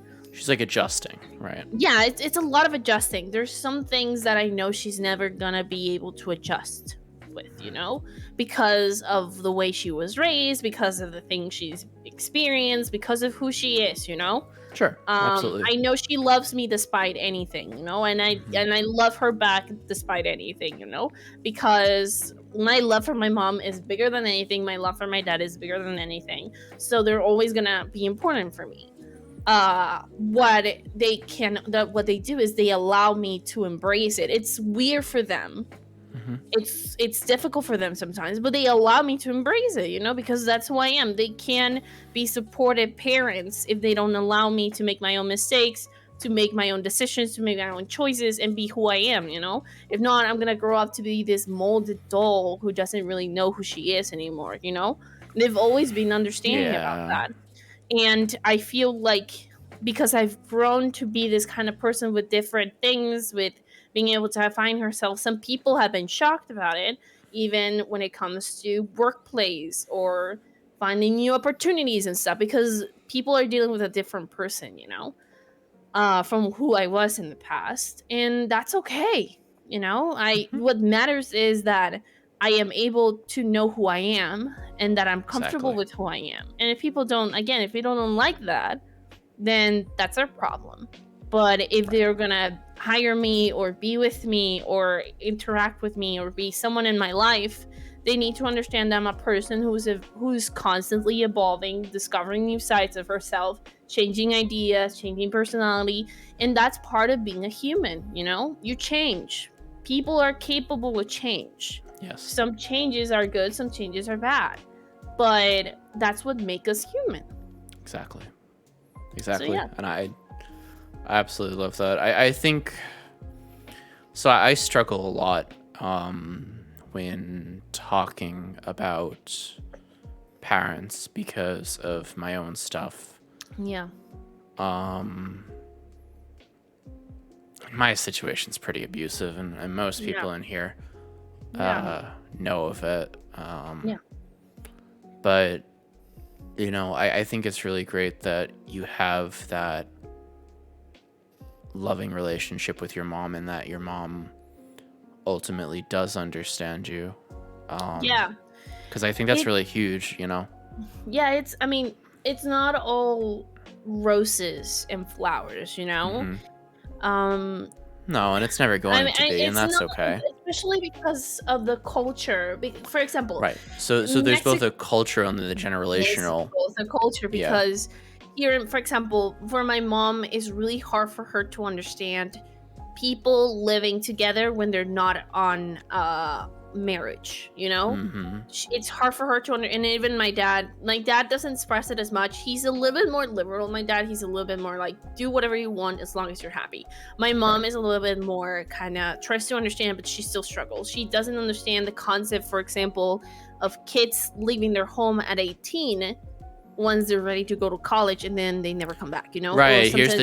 That's the generational gap, though, because if you think of like, I mean, I probably shouldn't speak for you here, but no, it's okay. I was gonna say, you know, generationally, as far as I'm aware, you know, culture in Mexican culture is kind of like, and a lot of Hispanic culture, I could probably generalize a little bit, is, you know, you live with your parents, you live with your grandparents, you live with the whole family for majority of life, and you're intended to take care of your family the whole time, and it's not until you get married then you move out and have your own family. Family is a big center of our culture, you know. Abandoning that, it's seen bad, it's seen kind of out of normal, you know. Like back in, for example, college, back in Mexico, we don't have the dorms and roommates and living with them. We go to school and we come back home. We don't leave our house till we're on a mature age where we're able to financially support ourselves, or we're in a marriage situation. So dealing with all that is different now. When you introduce to her the American culture, you introduce to her the LGBTQ community, you introduce to her the Twitch community, all of that, it's a whole thing that kind of makes it rough for her, you know. She understands it, but it's really hard sometimes, and she can be a little like difficult sometimes. So every single parent, I think, who grew up in a different generation, it's going to be hard for them to understand. Some of them will embrace it, some of them will not, but it's a part of the process, you know. It's been hard to let her to kind of deal with that and accept it, but it's been bringing like good things, you know. Again, it's not always going to be roses and rainbows and petals, you know. There's going to be struggles and unicorns. And unicorns, you know. There's always going to be a struggle. For example, content creation, Twitch. I still, for example, Twitch is my full-time job at this point because I create content here on Twitch. Yeah, I create content. I'm in a good position. I live with my parents. Like, I live with my parents. I'm in a good position. Wait, you live with your parents? Yes, I live with my parents. I'm confused. Yeah, I live with my parents. I thought you were in LA. I am in LA with my parents. My dad. Wait, have your parents always lived in LA, or is this? No, so here's the story. My dad we moved from Mexico to New Hampshire. Right. With my family, my mom and my dad. And then you went to college and were living with them. And then I went to college, but the first 3 years of college I commuted. Okay. Then I got a job as an RA. Right. And I lived in college for a year. My parents, during that year, which was the pandemic, my dad got some stuff that he needed to figure out here on LA, so he moved to LA with my mom while I was still in college. After the pandemic and I finished everything, I moved back with them. So I've been living with my parents for almost 23 years. Wow. I'm still living with them. I am in a good position that I am able to do content creation as my full-time job, you know. I'm a lucky person. I'm gonna go with the word I'm privileged because I'm able to do content creation. I don't have to struggle with paying debt. I don't have to struggle with bills because I am provided with the things that I need to survive as a human. I don't like taking advantage of that. I have my own bank account. I have my own cell phone, absolutely. But I'm provided with a home, you know, because again, my parents are not the type of person. For example, I'm gonna probably generalize here. Correct me if I'm wrong. But I feel like seeing someone at my age here in the US, seeing someone at my age living with their parents may be a little bit frowned upon. They'll be like, you're 24 and you're still living with your parents and you don't have to pay anything for living there. It will be like, I don't know. Yeah, generally. I mean, generally. I think people in their, 20s, 30s. Yeah, definitely. I think that The meme is like the 30-year-old virgin living in their parents' basement, right? Yeah. So, but for example, with my But parents, honestly, nowadays, I mean, rent is fucking expensive, yeah, especially in fucking LA. yeah, Sam, it's what are you doing? expensive. It's expensive. But I expressed to my parents, like I've told them, especially to my mom, I eventually want to move out. I want to go back to New Hampshire because it's cheaper. I can't live in LA by myself. I can't live. So I'm going back Plus, to New if Hampshire. you're in New Hampshire, I'm gonna come visit you. Exactly. And I have friends there who want to roomie with me. And I expressed to my parents, you know what? I wanna make it on my own. My mom is so against that idea. She doesn't want me to leave me. She understands I have to leave. My dad does as well. My chat knows. My chat knows. Shit's expensive. Shit is expensive. It just makes sense. I don't crap money, you know? I haven't developed that ability yet. But my mom, she's so against the idea of maybe one day the unicorn turds will be made of gold. Yeah, of course. My mom is so against that idea, but because she can't accept the fact that I have to eventually move out, you know? And again, it's part of the culture, you know? It's part of who she is. And I know it's hard for her to understand that. Again, she's always trying her best to give me reasons why I should not move out, you know? She's always pushing against it. My dad is like, you need to let her go, but she's always pushing against it because she has a very maternal sense into her. That's a very common thing in Mexico, you know. Family is a big thing, you know. I'm not saying it's not the same thing here. It depends based on like different people, but in Mexico, the general thing in my family, at least, family is a big thing, you know. There's a case by case basis. So she, knowing that I want to move out, it's like a sad thing, like a pierce through her heart. Like, am I not providing anything to her? Am I not making her life easy? Like, what is it that I need to give her in order for her to stay? And it's not her. It's all me, because I want to live by my own. I want to build myself who I am in my own space. And it's not because I don't love her.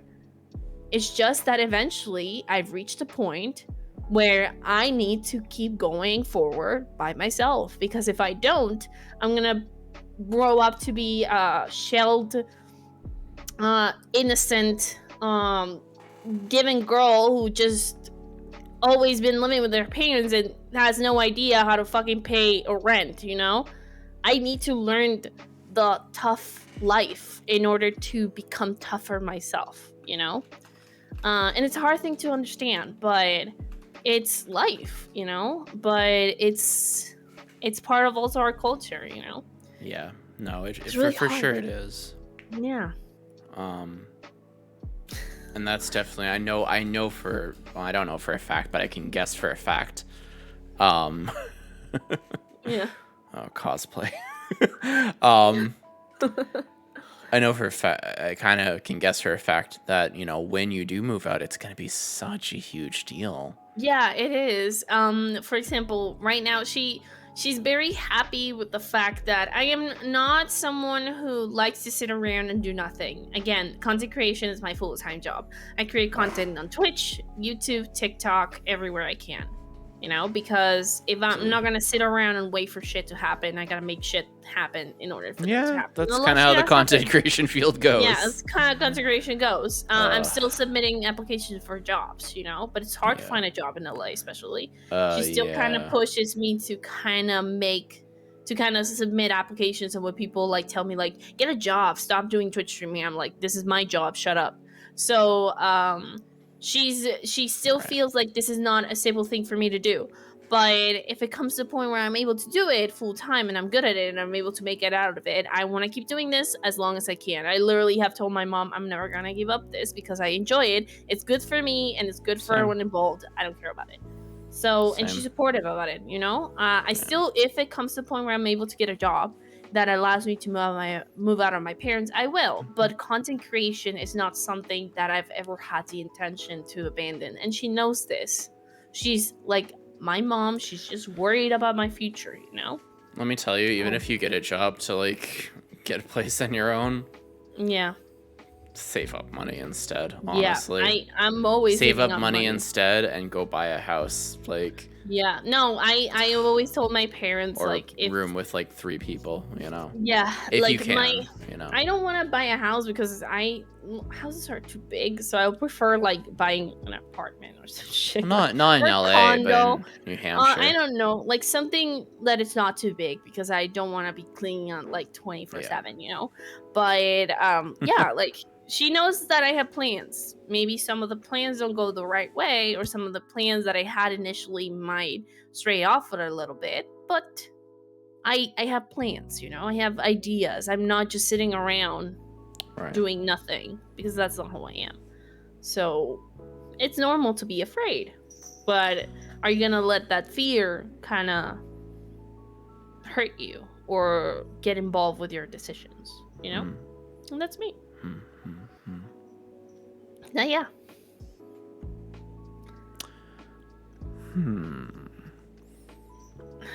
It's turned on me. Of the terms on my scene here, and I'll read them out to you in case you can't see them. Okay. Race, ethnicity, gender identity, class, language, religion, ability, sexuality, mental health, age, education, body size, many more. Which of those do you connect the most with? Like when you think Sam, what do you conceptualize for yourself? And you can be obviously pick more than one term, you know. Yeah. And I can give you my own example. Give me your example first while I think about this. So when I conceptualize Waba, or Henry, I suppose. I don't really like my own name. I think of someone who is white, male passing, but non-binary, pansexual, queer, autistic, neurodivergent, and very caring, fat, bearded, long hair, American, Okay, you know, okay. Yeah. kind of thing, you know, person, humanoid type deal. Okay. Okay. That's kind of how I conceptualize myself. Okay. And cool. that's kind of like culmination. Oh, Jewish as well. Should put that in there. And that's kind of how I conceptualize all my identities together. Okay. Okay. I'm not sure where I'm going with this question, by the way. No, I'm trying to. No, it helps me. So I would say for me it would be like Sam is bisexual Mexican female who is trilingual. Trilingual. Trilingual, yeah. Spanish, English, and French, learning French. Korean and Japanese at the moment. Whoa, you're gonna be a polyglot. I am big on communication. That's awesome. I love learning languages. Love them to death. If I could, if I could have one power in this world, would be to speak every single language. Every single one of them. Every single one. Because I feel like, why should I expect someone to learn my language when I can easily learn it myself? Where I have the ability to learn it myself. God, I'm not good with languages at all. Oh, I like after like it's hard to learn a language. Major props to anyone who's learning a language or wants to learn it. It's hard, you know. What matters is that you have the drive and determination to learn it, even if you make mistakes. You know, mistakes are part of learning. Right. And absolutely. I have a lot of friends who are like, I am afraid of learning Spanish because I'm afraid of making mistakes. If you're afraid of making mistakes, then why are you learning the language? Right. So be ready to make mistakes. It's fine if you're bad at it. I'm bad at certain stuff. I'm still gonna do them because I have fun. If you love it, don't let anything stay in the middle of it. Absolutely. Yeah, I guess it would be like with bachelor's degree, and I guess education level, and who still learning. I mean, who is a believer of, I guess, facts and sciences, I guess. I don't know. That's pretty I don't really have like I was raised Catholic, but I'm the type of person who likes to analyze stuff in hear everything from every perspective and then build on her own opinion, you know. Mm-hmm. So that would be me. And I'm still learning. Like I'm sure that probably a lot of those things are gonna change. You know, you never know. That's a beauty of being human. What's one thing you would like to change about society? Oh my god. Oh, Waba. There's like many things. I know. There are so many things. I know. Same. I guess the main thing I would like to change about society is this idea that we are above someone else, you know? Because we possess a certain quality or we have something superiority. We are superior because of this and this and this, you know? And okay, I'm gonna give my opinion in here, and I know most of the people here are probably American. Please don't let this I'm just letting you know, like, this is my mix of American and European, probably. Yeah, probably. I accept that half my community is insomniatic Europeans. Yeah. And one, for example, lovely Australian, or a couple lovely Australians. Here's the thing. When I was little, I grew up with a lot of going to the movies and watch all these American films where the heroes of the story were always American, you know? They were always the ones that saved everyone. It was this feeling, and I feel like it kind of pasted in everyone here. And I've dealt with some American people who feel that are superior because of stuff. They just feel superior just because they're American. And again, I met a lot of wonderful, lovely, incredible people who are my friends, and I adore the heck. But there's always a bad batch of apples, you know? Yeah, absolutely. There's always a bad batch of apples who are going to think they're superior just because. And I've always had this problem, for example. There was one person who was American, and they would crap on my mom because she was learning English and she wasn't easy to understand. So this person literally told her to not talk to her until she knew how to speak the language. That's gross. Yeah, very gross. It's this kind of not having the patience, feeling like it needs to. There's a lot of things, like, for example, I had a lot of people who unfortunately have bother us because we're speaking Spanish. Sometimes they're like, you know what, you shouldn't be speaking the language here because it's American shit like that, you know? So in America, you speak American. Yeah, exactly. Which, by the way, is English, not American. English. Please, first of all, also, this is not yes, this is America, but it's a whole. America's Canada, Mexico, and all the South America. Like, if you want to talk about like America, is the United States. It's the States. It annoys me when people say this, and I've told one person who attacked me and my mom, I was like, dude, this is America, yes, but it's like a whole thing. It's like, I'm also in America, because in Mexico, you piece of shit. I literally was so mad. I literally went off on it. But it's this sense of, and it's not only like Americans, it's like other people and places. Like, there's always this constant competition of who is superior to who is better than who, you know? Yeah, that's called the big dick mentality of America and of the world. It's the world, because it's not only American. Yeah. Like, it's not just everywhere. America. I think we see it a lot because we're in America, so we're confirmation bias, you know. Yeah, but I've seen usually the loudest people are publicized more. So yeah, I've seen it. I've traveled. Like, I'm a big traveler. I've traveled. Love it. Japan, Mexico, and everything. Like, I love traveling. So I want to go to Japan so badly. It's so beautiful, Waba. It's so but I've seen it in Japan even. Like, there's always these people who are gonna feel superior, you know. Yeah.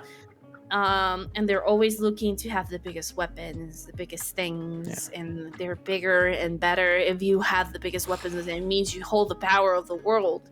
Yeah. I would love to get rid of that sense of superiority, because we all have flaws. Everything has flaws. Not everyone in this place is perfect. I'm not perfect. You're not perfect. No one in here is perfect.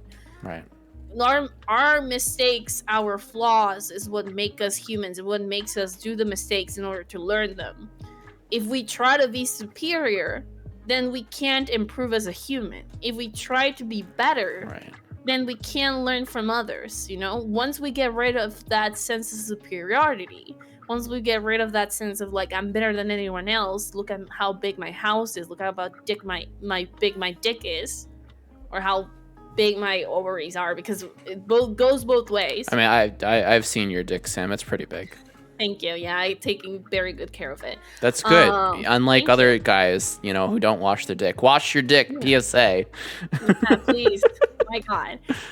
Once we get rid of that, I am so sure our world would be so different. We'll be more tolerant. We will be able to have more women in power. We will have to be able to take better decisions, more peace, more able to understanding, more help to other people who need it. Like, if we are able to get rid of this stupid I am better than you because this of this of this, we're able to see the people who are struggling with certain problems, and we're able to help them. We're always in this constant competition with other people, that we ignore the other people who are struggling with other stuff. Once we get rid of this silly competition, we're able to take care of the problems that like, for example, fucking Jeffrey Bezos. Oh my God. Trying to prove he's better by going, like, did you see his face? Come on, that was the size of a dick. Like, he was his face, yeah. His profile on Twitter is literally the fucking silhouette of a spaceship, and it's a penis. Yeah, it's this constant competition. Shit's a fucking... everyone just trying to prove they're better, Yeah. And they're not taking care... Like, instead of focusing, of going to space, trying to discover new barriers, why don't we care about the problems that are currently happening in our world? Like, the Black Lives Matter movement. People are getting more and more killed, feminism and all these things are happening that people are not, like, taking care of. There's so many more problems in our world, and exploring the space. We don't deserve the space. We have to earn space, Once we learn it, once we've earned it, then we can go ahead and explore. But fix your shit here. The dude is so fucking rich and privileged. He has no sense of humanity. No. Nobody has it. Because you replace connection with money when you get that rich. Yeah, like, no, it's almost impossible to conceive how rich he is. That's how rich he is. It's bad. It's bad. So... And it's all on the fucking backs of basically slave labor. Yeah. And bad condition labor. Like, he doesn't care. Yeah. Like, yeah, it's gross. And it's not only them, it's a lot of people. But those are the things that I would like people to change. This type of competition where we're constantly growing, because it's a never-ending competition. Like, it's happening every single decade. It's happening every single year. There's always this constant competition for power, for who's better. That... promises are made, empty promises are made, nothing ever gets done, and we're back to square zero. Sorry, it's Elon Musk who has the fucking penis spaceship. There's like a lot of... Whatever, they're all the fucking same. There's a lot of people who are trying to get better, but... I'm sorry, they're both white men. It's really hard to see the difference. Yeah, so once they're, like, this kind of gets... Oh my God. ...taken care of, it's... Like, that's one thing for me. My God. That's a lot of things, Waba. There's a big conversation I could have, but there's a lot. That's one of my main things. Very much. That's fucking great. I see you. Oh. My cats are making a mess of things. All right. We're going to be... I don't know. I'll bring Star in. Hello. Hi, friend. And you guys? Hi. Hello. Hi, friend. Hello. How you doing? I'm good. How are you guys doing? I saw you were in a onesie. Oh, yes. Oh my It's God. I wanted to be in a Power Ranger onesie. onesie. Let's go. Oh, hells yeah. Hell yeah. I'm about to start a onesie community here. Yeah, I was like, I want to be in a onesie too. It's so comfortable. When you have like 20 lights flashing on you and you've been doing like for 4 hours to start, my butt is sweaty. I'm not even kidding you. That's so funny. your butt will start to sweat. God, I was after gonna a ask you while. about that because when I've worn onesies before, my butt got so fucking sweaty. It I don't know sweats. how you No, deal with it for I more than just like embrace it at I this love point. an them. hour. I embrace it. I have a sticker that I sell on my merch store. It says my ass is sweating because I just embrace it at this point. I say it all the time. It's part of the quotes. It's part of the quotes of my stream. I just say my ass is sweating because it's part It's of funny it. I because like it. I can't sweat because Rex, my husband, he keeps the house a freaking popsicle. Does Yeah. he? Yeah, it's I could- horrible. Yo, I I'm would calling love to him have out. it. I had Rex, to. get I out had here. to turn on the AC right now because I was burning. It was like I'm in like 25 like degrees, and I was burning up. So I had to turn on the onesie, the one Yeah. that turned on the AC because after a point, it just gets a horrible mess. I love the heat, so I hate the heat. I don't like it. and I hate being cold. So I literally married love the the. heat. I love being cold. I get like the thing for me is that when you're hot, you can get you can get only so much naked, but Yeah. when you're cold, you can get all the layers. So Exactly. easier- That's why I it's prefer the easier for cold. me- It's You easier get for me it. to get rid of the cold than get rid of the hot because I feel like Exactly. when it's hot, I just want to pull my skin off because it's so annoying. But Yeah. like, And that I is Rex. That is my I- husband. I understand why people like the hot. It's nice because you don't have to deal with, for example, if you live on other places like the snow and shit and like that, you know. But for me, Yeah. I always hated it. Yeah, and it's funny. I married a polar bear, so I'm just stuck. I mean, he's like a human radiator, right? He is, and like I can't sleep under him because I die. Because I'm always cold, but then I melt in 2 seconds up under him. So it is what it is. Be a But snake. yes, Shut your skin. but my Welcome onesie's in. very thin, so Oh, I'm not no. too dying. This one is like thin, but I have one that I used to wear on the winters, very fluffy, Yeah. fluffy. I can't no. for the life of me wear that one because if I do, I'm just gonna pass out. Yeah, Oh no. we don't want you passing out. We can't do that. We can't do It's that. hot. I'll pass out. Trust me, I'll pass That'd be out. pretty because bad I for wore a it first stream. once Right, in LA, right. And I literally it's in my closet, and I don't even look at it. Yeah. Look at it. But thank you for having me, Waba. Thank you for Well, being on. Sorry I'm late. No, I know. I knew you were gonna be late. It's fine. I planned it. Work sucks. It's all planned. Mm. Yeah, that's true.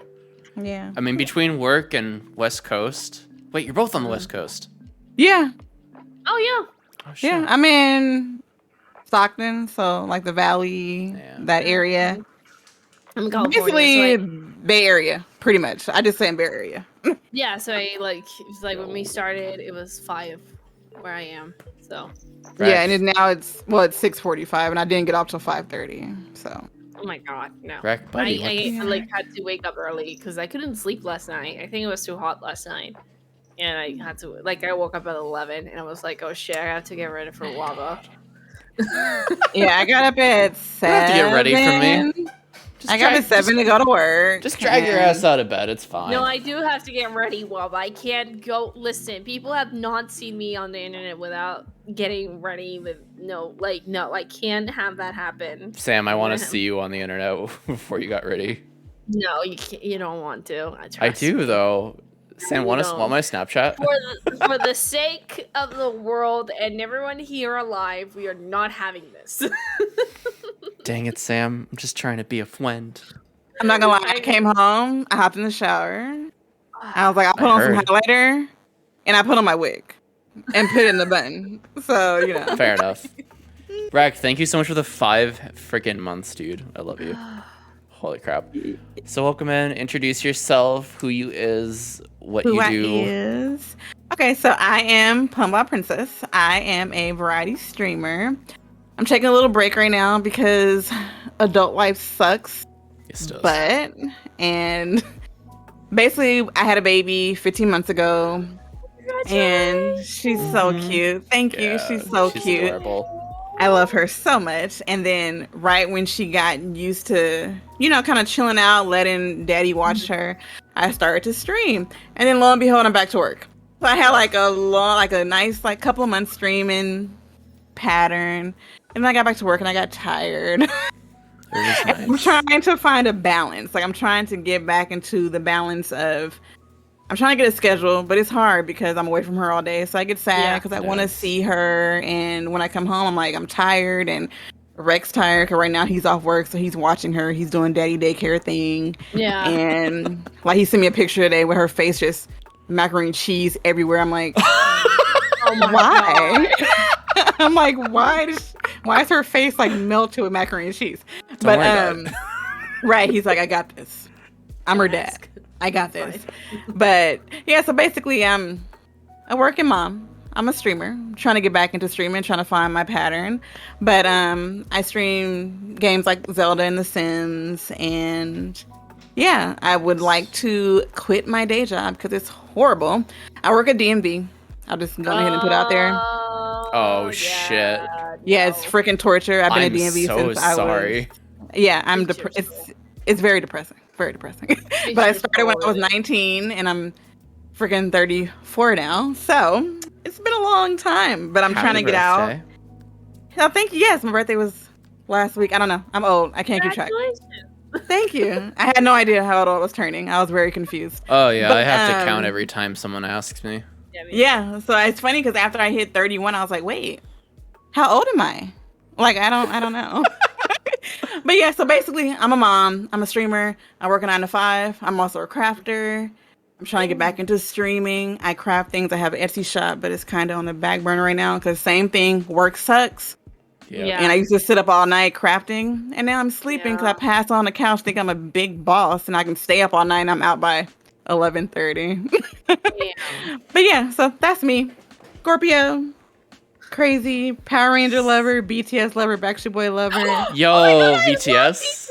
Let's go. I actually have BTS in my on Spotify right now. Fuck yeah. I have one of the. I have the tiny tan like monitors thingies on the top. I have like all of them right now, dude. I look at my cart. It's funny. Me and my sister, she got me into BTS, and we just started reacting to videos. So we're working on our little YouTube page right now. Yes, so link into that.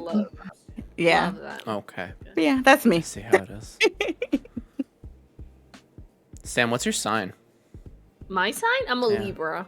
Definitely. Like, you can literally tell I'm a Libra. People can definitely tell. All the time, people ask me, you're a Libra. I'm like, yep, I'm a Libra.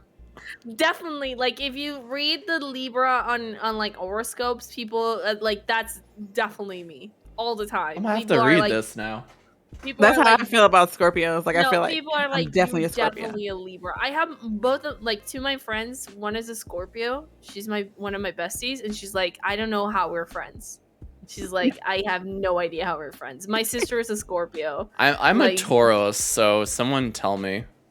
I don't really know much about Taurus. I don't know. Taurus is just supposed to be like super stubborn or whatever, and like. Yeah, I can see that. All right, everyone, both of you should get CoStar. I'm not sponsored, but CoStar on the App Store. Okay. You get your full friggin' chart this way. But like, for example, I'm gonna get it right now. I literally have like an uncle who is able to tell all this shit, and he like had my whole natal chart done, and it's so freaky. Do you recognize exoskeleton underscore? Oh yeah, that's my sister. Oh my god. My friend. So yes, exoskeleton. So she got in because, like I said, she's a BTS. Oh my god, who said RM sucks? Oh my god, I'm about to beat you. That was hubby. That was Rec Wizard because he does it on purpose. Because my sister is a RM stan. She loves him to death. So he likes to mess with her. I am so. Oh my god, I could. Wow. But anyway, my sun's in Taurus, and my moon's in Leo, my ascendant's in Pisces, and my Mercury's in Aries, and Venus in Aries, and Mars in Leo, and Jupiter in Libra, and Saturn in Aquarius, and Uranus in Capricorn, Neptune in Capricorn. And someone else will figure that out later. Talk after stream. Anyway, welcome in. Thank you so much. Thank you for having me. I really appreciate it. It's fun. So, me and Sam have been talking about absolutely nothing related to the topic. Okay. It happens. Don't say that. It's been kind of that there have been a couple of occasions. Listen. You can't lie, Waba. There's a possibility. Can I lie? I am ethical streamer. I don't lie. Anyway, no, we've been having a good talk about Sam's identity and, you know, what kind of stuff has been going on in her life. Okay. And streamer gripe shit. No, yeah, totally. A lot of gripe shit. What do you stream, Sam? What do you stream? I do horror. Okay. It's very. I do horror, so I'm a horror streamer, which is. I feel like people are very surprised when like they drop up my streams because I wear a unicorn onesie. My whole setup as it screams no horror at all. Just nothing. Like honestly, like if you were to drop on my streams, you really like this girl streams like Animal Crossing or some shit like that. No, I stream horror. I stream like people getting ripped apart. I stream people getting like their tongues. I was gonna say your fucking streams and vibes are, well, not vibes, but your streams are drastically different. Because Sam's all horror, and then Plumbob's just like Sims and Zelda and chill. I've been in your streams before. It's just like, yeah, you're just so chill and just Sims, and I love the Sims. I'm fluffy. Yes. No, I am nothing like that. My comfort games are horror games. You know, my cozy games are horror games. So I do a lot of horror. Like, I stream. I've been streaming for like a year now, and it's always been horror, all the time. That's good. I mean, you know your genre. You know what you like. Yeah. I know my genre, I know my brand, I know what I'm doing, you know. It's intense. Sometimes I wish I could be streaming like cozy games, like a Stardew Valley or like Animal Crossing now once in a while. But then I get actually into it and I'm like, where is the jump scares? And I don't trust it anymore because I feel like in Animal Crossing something's gonna pop in and scare me. So I'm like, I don't know if I trust them anymore. Yeah. I'm always expecting that jump scare, you know, with cozy. So I feel like cozy games like Animal Crossing and all that wouldn't actually be cozy because I will always be on the lookout waiting for the jump scare. Right. So because that would be constant pain. Makes sense. Yeah. Okay. I like it. I like it. So welcome in. Thank you. Yeah, so we've been talking on intersectionality. I guess I'll just start with the same question, then we'll both go for it. What we start with, which is like, what's your understanding of intersectionality? So I don't know. Like, okay, great. Wait. Give me like an example. Like, what do you mean? Like, what is intersectionality? What do you think it is? My core, what makes me tick? I don't know. I could totally be wrong. I don't know. But I'm here to learn and talk about myself, and I learned a new word already because I don't know what that means. Then that's all I ask of you, is to talk on your own and talk on your own experiences, because that's all I can ask of people, is just talk on your own stuff, what you've experienced in your life. So what intersectionality is, it's been defined so many times now. We've been talking on this topic for a month and a half, but I always love everyone's experiences on like what their takes on this are. Because I find it to be very important for most people. Some people don't connect, but definitely when it comes to people of color, they connect because they live it every day, right? So what intersectionality is literally just the accumulation of your various identities and then how they intersect with other identities. So for me, you know, I'm white, I'm male passing, although I'm non-binary, I'm pansexual and queer, I'm autistic, I'm Jewish, I'm neurodivergent, you know, all that stuff.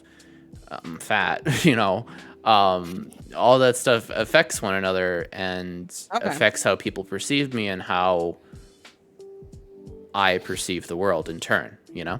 Right. So basically what I'm identified as and kind of what I see in myself that other people don't see necessarily. Pretty much. So both like identities that people might see. So people will be like, okay, well, this is femme, woman, black. Okay. You know, they see that, but they might assume other stuff about you as well without knowing anything about you. Okay. Well, all right, let's try this. I'm going to throw myself in there. Okay. All right. I am a African-American female, straight, female, goofy. I don't know. Let me think. So let me just go by what I think people see. So growing up, people have always looked at me as So yes, I'm African American, but growing up, I was never perceived as just African American. Right. Me and my sister, we would always get mistaken for Ethiopian or Eritrean, different African nationalities. We would have people come up to us in restaurants with my mom, and they would speak to us in their native language. Whoa. And people would get confused when my mom would like, my kids are black. Like, I don't know what you're saying. And they would be mad. They're like, you don't know your origins, because they always expected that me and my sister were Ethiopian, or we were some type of Middle Eastern or a different type of nationality, not just black. So then, speaking of working at DMV, growing up, I didn't, not saying I was naive, but I didn't really know all the different African cultures and different, different areas. So I literally recently in my early 20s learned about Eritrean. That is another country in Africa. And I got a lot of customers in DMV that would come to me and they would speak to me in their native language. And I had, funny. So when we got married, my makeup artist, she was Eritrean. It was just funny. It just happened upon her. I just met her. And then she was really insulted that I did not know. Oh, jeez. The language. And she's like, Yikes. but I thought you were, because they're like such a close-knit community. She's like, I thought you were, like my people. Oh like, my God. We're black. Like you're we're black, both black, and we're both in America. Like, right. People so aren't really going to see much else of that. Exactly. So she was like insulted that I didn't, I just found like, basically that side, different cultures in the African, different cultures in Africa, they're very close knit, which I love, but they get insulted when when they expect you to be that way and you're not. When you're not kinship with them, when you're not like tribal kinship. Exactly. So growing up, I got mistaken a lot, not for this black. And then when I was younger in elementary school, because there is a stigma in the black community when it comes to hair. I know I'm gonna come totally like go on the side right here, but I have a wig right now only because I cut all my hair off, but because I need to change, so I just chopped my hair off. But basically, growing up, I had a stigma to where when I was in elementary school, I went to a predominantly black elementary school. We didn't really have a lot of white kids in my school. It was predominantly black, and we had Hispanic and Asian kids, but it was predominantly black kids. But when they looked at me, they were like, why is your hair grow? It was like a stigma in the black community when it comes to hair. And like, oh, your hair is a different texture than ours. You have to be mixed. But I'm not. Yeah, like growing up, it was a thing. And it's still a thing. Like, there is such a big hair stigma in the black community, and it drives me crazy. Because if you have what people consider good hair, you must not be black. And it's crazy. And all right, hold on. Hold on. It's definitely a thing. They consider you have to be mixed with something because it's like a stigma that you can't grow hair. Okay. But I have good hair. My mom has good hair. But that's the thing. Like, there is no such thing as good hair. But when you're grown up, you're told that you have good hair, and you kind of get molded into that. And I never knew that. I never thought that, because in my family we have different textures, we have different skin tones, different everything. So then when I grew up and I realized different textures and all that, I'm like, that's such a bad stigma. So that's another thing I was perceived as when I was little. Oh, you have good hair, so you must be mixed with something. I want to unpack this a little bit. Yeah, go ahead. Ask me. I'm an open book. Yeah. But first, unfortunately, I've overstayed my welcome on snoozing the ads, so it's gonna force an ad in 3 minutes. So I'm gonna choose to do it now. But we are going to unpack this. Wait a minute 30. We're not gonna say. Yeah, we're fucking desperate as fuck right now. I am very mad right now. I'm mad for you. All right, I'll be right back. My sister is still, But they'll be right back. I don't know. My subs can still hear us, but okay. But if my sister is still in chat, Exoskeleton, she got it because when we were growing up, my dad, we never cut our hair. We never did anything like that. And no, I knew about. Okay, we're going to discuss colorism as well, Rect. Don't worry, we are. Yeah, 100. Yeah. Oh yeah, no, I didn't put a Rect on game. He's learned a lot being with me these last 7 years. Oh my God, I'm sure. Oh yeah, it's crazy. Wait, you're also 7 years? Yeah, we've been together. Well, we've been together for 7 years in this July, and then we'll be married for 5 years in February. No fucking shit. I've been with Frankie since the end of since 7 years, end of January. Okay, cool. Yo. Well, yes, Single for we are 5 the same. years. Yes. Yeah, we got together July Oh. 2014, and we got married February 2017. Aw, that's so I love fucking love. adorable. So Same. nice. And with I our was little telling- 15-month baby. Yeah. Oh Aw. god. Exoskeleton can't hear me right now, but I'm just yikesing so much at that situation. Oh yeah, don't there you go, my sister, because they would people always like black tell when her. they'd ask, and they'd just always be like black and what else, and be a very awkward moment. Yeah, I'd That imagine is Yeah, so. so. What the fuck We does got that a lot. Maki, what the fuck does chicken head mean? Chicken. Oh yeah, so it's Do you know? yeah, it's hard to say. It's Frankie's laughing at me, so they obviously know. Yeah, it is. Oh, Tammy, did you just ask a question from my sis or EXO? I just got 6 ads at once. Yeah, so it got her off. Yeah, EXO just kept paying attention. We were just talking. We're gonna get back on track. No, yeah. So chicken head was kind of like in a way, a derogatory term. Yeah, I imagine Because so. if you were like short Kind of what I haired, assumed. bald, like they would say, "Oh, you a bald headed chicken head," or it was just something that it's like a derogatory term. Oh, that that's I why never Frankie's liked. laughing, because Frankie shaves their fucking head all the time. Yeah. Oh So my god. it's crazy. But yes, Waba, whatever you wanna, let's get into it. Shit, I didn't think. I'm sorry, but I gotta point out something out. You learn all this from like those kids learn that from home. There's Yeah. no way they figure that out on their own. So you can tell a lot about those people's parents. Like It's not necessarily at home, I would say, because you get a lot. Because I'm not gonna lie, when I started elementary school, I learned a lot of stuff from the kids. But I guess the Right. same thing. They learned it from home, but it wasn't Yeah. something I learned at home. I got told that. I never thought like, oh, I'm gonna be perceived as different when I get to school, or oh, my hair Yeah. looks like this, your hair looks like that. Like we're all black, so Right. what's the issue? because your like parents taught you that. my parents that- taught me different. We accept Yeah. everybody. Yeah, but Right. those So- parents taught the bad side of the story. That's what I'm Exactly. saying. Like Exactly, these just kids, like that's how like you Maki raise a in the whole chat. generation of bad people. I Mhm. literally, yeah, exactly. like That's what I was Maki in gonna the chat unpack right as well. now. Music videos and TV was big on it Mhm. because Yeah. growing up, and it's funny because me and EXO, we didn't even have cable for a long time. I don't think EXO, correct me if I'm wrong, but I didn't have cable till I was 10, so that means EXO was 5.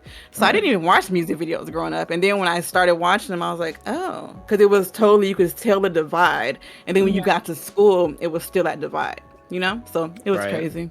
Yeah. That's just all right. Where did I even stop you with that? I want to unpack a bit. I'm so Was- mad. I'm sorry. Yeah.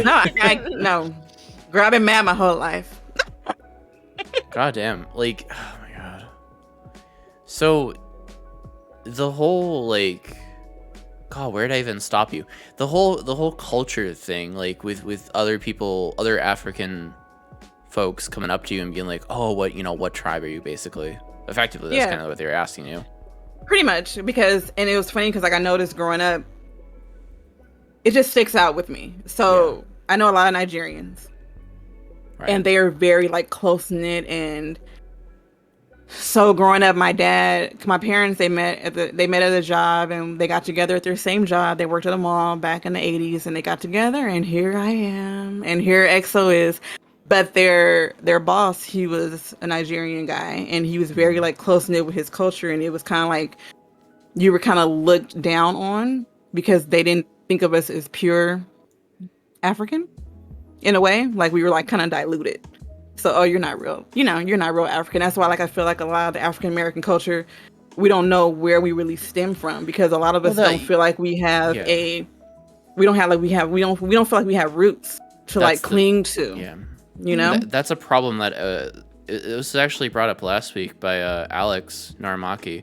She was talking on this a bit about how it really fucking sucks, and I was saying it as well. It really sucks that it's like really hard to like connect your roots, especially if like you were one of the many black families in America that probably it's you can't really track back your lineage because you're slave traded or something. And it's like, where is my African roots? Have you ever explored that for yourself? I know Rect mentioned a while ago, did a 23andMe. Well, it's funny. The real question I want to ask there is like, do you kin yourself with a particular? Well, it's funny because, it's going to sound crazy, but being put in that Ethiopian and Eritrean pocket for so long in my life, I just knew that's what I was. I was like, one day I'll find out, like, it must be because everybody thinks it. So I never really thought anything of it. I just like, well, that'll probably be it. If we find out one day. And I always knew that Nigerians are really close knit, and I knew a couple Nigerian families, and one girl I'm really close to, she was completely different than any other Nigerian I ever met. And I never thought about it. I was like, whatever, I'm Eritrean or I'm Ethiopian. But it was just something in the back burner. It wasn't something that was like really pressing until we had children. So I was like, I kind of want to know exactly what I am, so I know exactly what my daughter is going to be. Because with Rec being white, me being African American, she's going to be a whole plethora. So I kind of just want to know what to tell her when she grows up. So come to find out, I am 35% Nigerian. Wow. How about that? 35% Nigerian. I think it was, all in all, it was like 20% white between Irish and European. Like, I'm made up of a lot of stuff. We had different African tribes. It's crazy, but it constantly changes because Ancestry constantly sends me different updated, like, oh, you have this percentage is higher, this percentage is lower, but I'm predominantly Nigerian, which we found crazy because me and my sister were like, wait, we just knew we were Ethiopian. Because that's what everybody told us our whole entire lives. So when you're told something, you start to believe it, and when you find out that's not true, like, it's like a whole thing, because you're like, wait, I thought people would say this to me, right? Exactly. I thought this was true, but then you find out it's true, and you're like, it's like kind of difficult at first to process it, because you're like, grow up your entire life knowing this is who you are.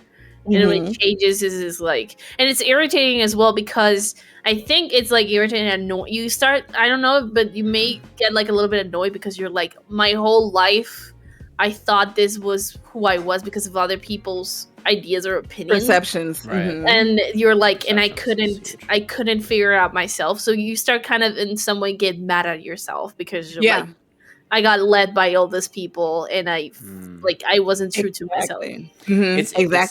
It's really interesting to me that, Sam, that you're taking that like kind of experience in a positive direction, and definitely in this instance it is a positive direction. But like my first thought, just because like I very much get in the mindset of like or I don't get in the mindset, but I like think about like, oh God, what does this look like on the other side of things? People get presented new information and then they fucking push back and get super defensive, is where my brain went with that.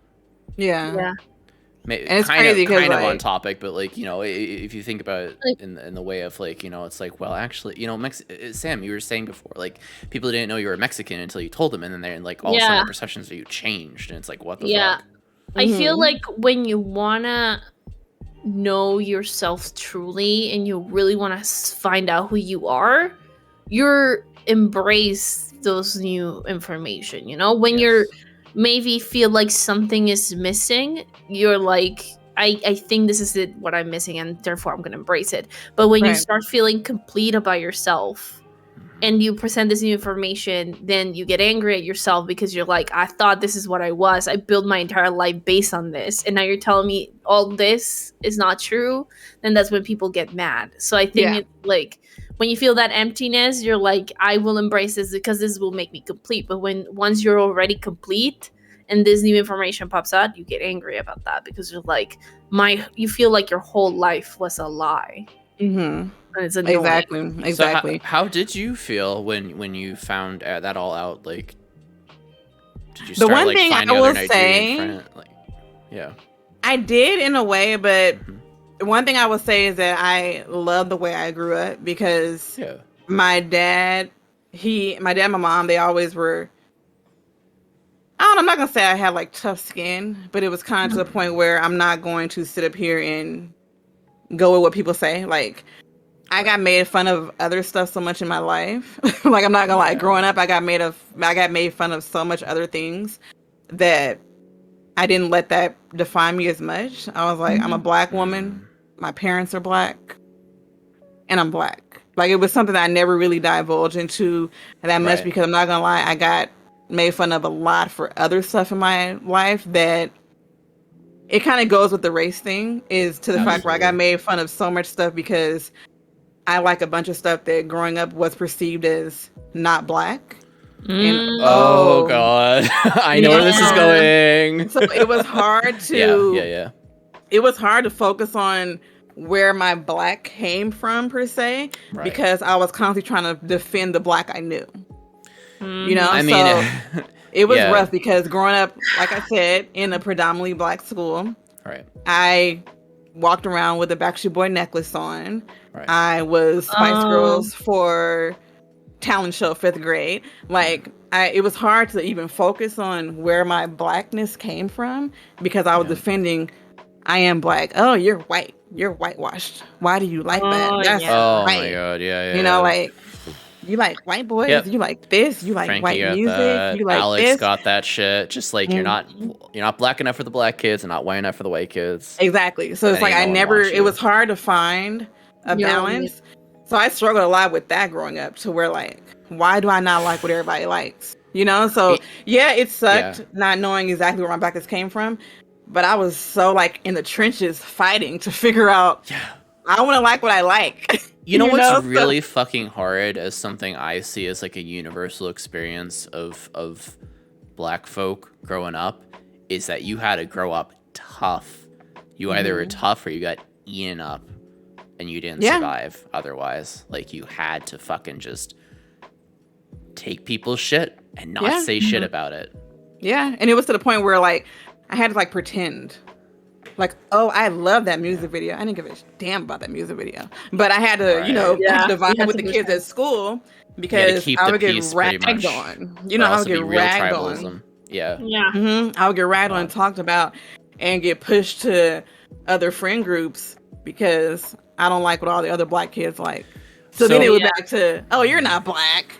Then it goes back to, oh, look at your hair. You're not black. You like this. You're not black. You have to be mixed with something. You must hang around white people all the time. How do you know about this? First of all, my dad's a musician and he listens to every type of music ever. So I was growing up listening to Elton John and all different type of music growing up. And my mom, she loves every type of movie. So we watched everything in my house, but nobody understood that growing up. So it was crazy. So this is Jesus Christ. Yeah, Jesus. So this is the point of education for me, for like the purpose of these streams in general. And this is something that I want people to notice. You know, I'm talking to the audience more than I'm talking to either of you right now. Because you both fucking understand this objectively. You understand this because you've grown up. You know, you've experienced this. People really have to understand that these experiences, they aren't isolated, right? Other people have had these experiences. Yes, we do, we dive into people's experiences, but categorically, when an entire race is treated in this manner, growing up, the fact that that she and others like her had to grow up tough, that changes you. That changes your perceptions of the world. That changes of, it's already a fucking precedent. It's already a given, a fact of the fucking nature of like, well, this is the body I was born in. Yeah. Guess my life's on hard mode. Fuck me. Yeah. And people don't fucking understand that. They don't understand that it's like who you are now is an accumulation of everything. Yeah. So you look to like, fucking, I don't know, academy speeches, right? People will be like, well, I thank God, but all the black folks say, I thank my family. I thank people that pushed me to keep doing this, because they know they value that. They value the fact that they couldn't get there on the fucking merits. They had to get there because other people pushed them. And when you try hard, like for example, when you start trying harder is when people start crapping on you even more, because we grew up in certain limitations. We grew up in a certain different environment. We grow up with different challenges. Yeah. Some of us have to work harder than others. It's the truth. It Right. sucks, Yeah, but it's yeah. the truth of our society. And people don't Like- want to fucking accept that. They're And like, people no, don't- just or work they- hard, you'll be fine. Or Yeah. when they Bullshit. see that things don't go their way, or they Right. see that other people who are working harder get something because of those accomplishments, they feel like they're being attacked or that something is being done unjust, you Yeah. know? It's like we work harder because we want to, but because we don't have any other choice. Exactly. If we don't work hard, then we are not going to be able to get to the place where we want. And it's a sad truth, but it's the truth It of is. the It's a reality. society that we live today, you know? Yeah.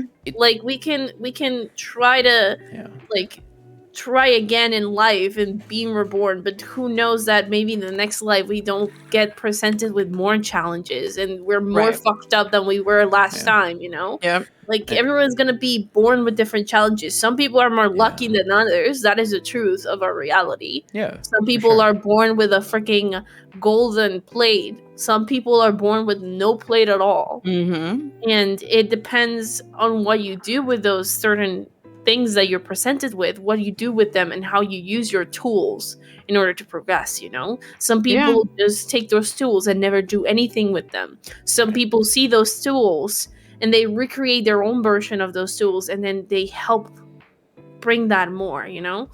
Yeah. But Yeah. it's And then how it's kind done. of backtracking to a little bit what you said, Waba, about how the Black community, they don't tend to, we win an award. You don't tend to hear. I mean, you'll hear "Thank God," but sometimes you don't hear that. Thank God, but you And also I know hear that they're, the family. you hear their family 1st a lot, but then there is a stigma that.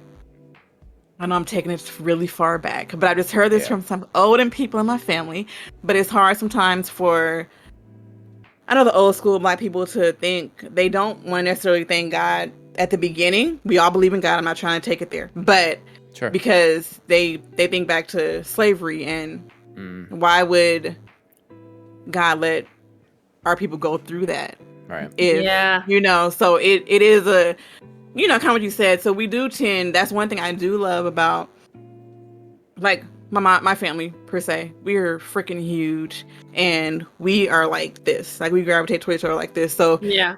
I mean, I think we do it, not subconsciously. We're going to thank our family sometimes, but we are really religious. But I can see how a lot of Black people, because I've heard about that people kind of like, it's a question of, spirituality is why would our people have to go through that, and I don't know, but that's a whole topic for another day. Yeah, for sure. No, it is true. Like a lot of people wonder that. They're like, if there's a guide, like why am I going through this? Like there's a lot of people that have that kind of thing on their minds all the time.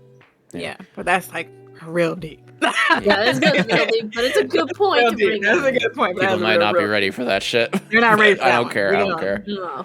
I was actually gonna add on to what Sam was saying before, is in regards to people looking at women, and again particularly people of color, where it's just like and this is so blatant on social media. I've seen so many people talk out about it, tweet it out, but it's just a resounding, deafening silence when people are winning. People of color are winning compared to when they're going through a hardship. Like everyone is fucking there for the drama, or for like, oh no, something awful and horrific has happened. But when it's a win, it's just like nothing. It's curious how people, and I've had this happen to me. It's curious how people will side with, for example, a certain community, minorities, when it's convenient to them, and how it's curious that they go against them when it's inconvenient to them. Most of the time for political issues. Oh, yeah. Speaking of one, you know what this week is, supposedly is? It's Trans Week of Visibility, which, fine, cool, great, I love it. But good lord, the amount of virtual signaling you'll see on every single social media from every single company, and some fake ass streamers too. Yeah. Listen, Metaverse just signaling is just like, wow. I am going to give and probably it happens as well on during Black History Month. But I'm gonna give my opinion on Hispanic History Month. Yes. Okay. We had Hispanic History Month happen last month. There was a bunch of great creators that I am friends with them, that they were featured on the front page. Yes. That was announced by Twitch almost 2 days before it happened. Mm-hmm. I saw only one of them be featured on the front page. There's this kind of use that they give to Hispanics, Black people, all this kind of when it's convenient, when it's good for their marketing and social media. Yep. But after it passes, it's like we don't even exist. It's like it's only convenient when it's good for them. It's only good for for example, hate rates. When the hate rates were happening, they turned the other side. They didn't even look at it. As soon as Black History Month started to approach, Hispanic Heritage Month, and as soon as all that thing happened, they started to pay attention to them, and that's when we started having a change. Because if you notice, the changes that happened on Twitch was when all those important months were approaching. Mm-hmm. Yeah. And that's what pissed me off.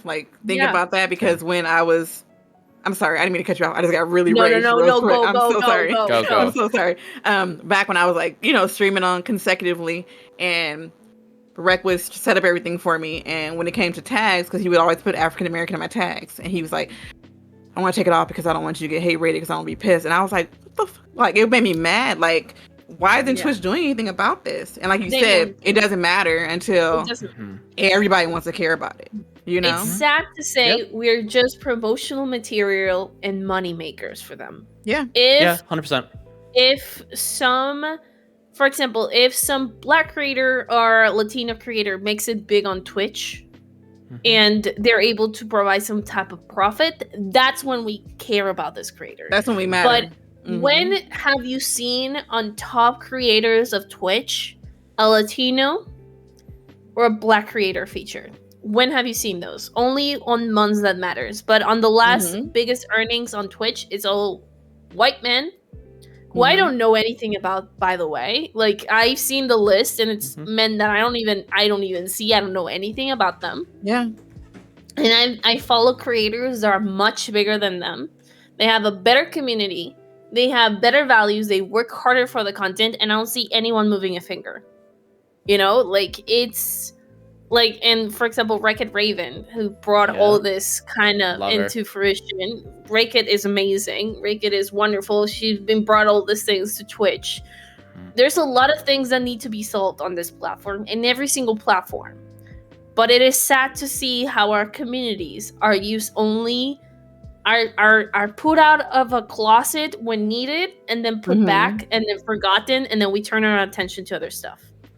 And it's always the same. And they always promise this change. They always say it's going to get better. But it never gets better, because it gets better for other communities, not for the ones that are being affected. Yep. So, at the end of the day, we don't matter unless we bring something to the table that it matters to the corporation. If that doesn't happen, we just don't see anything. Yeah.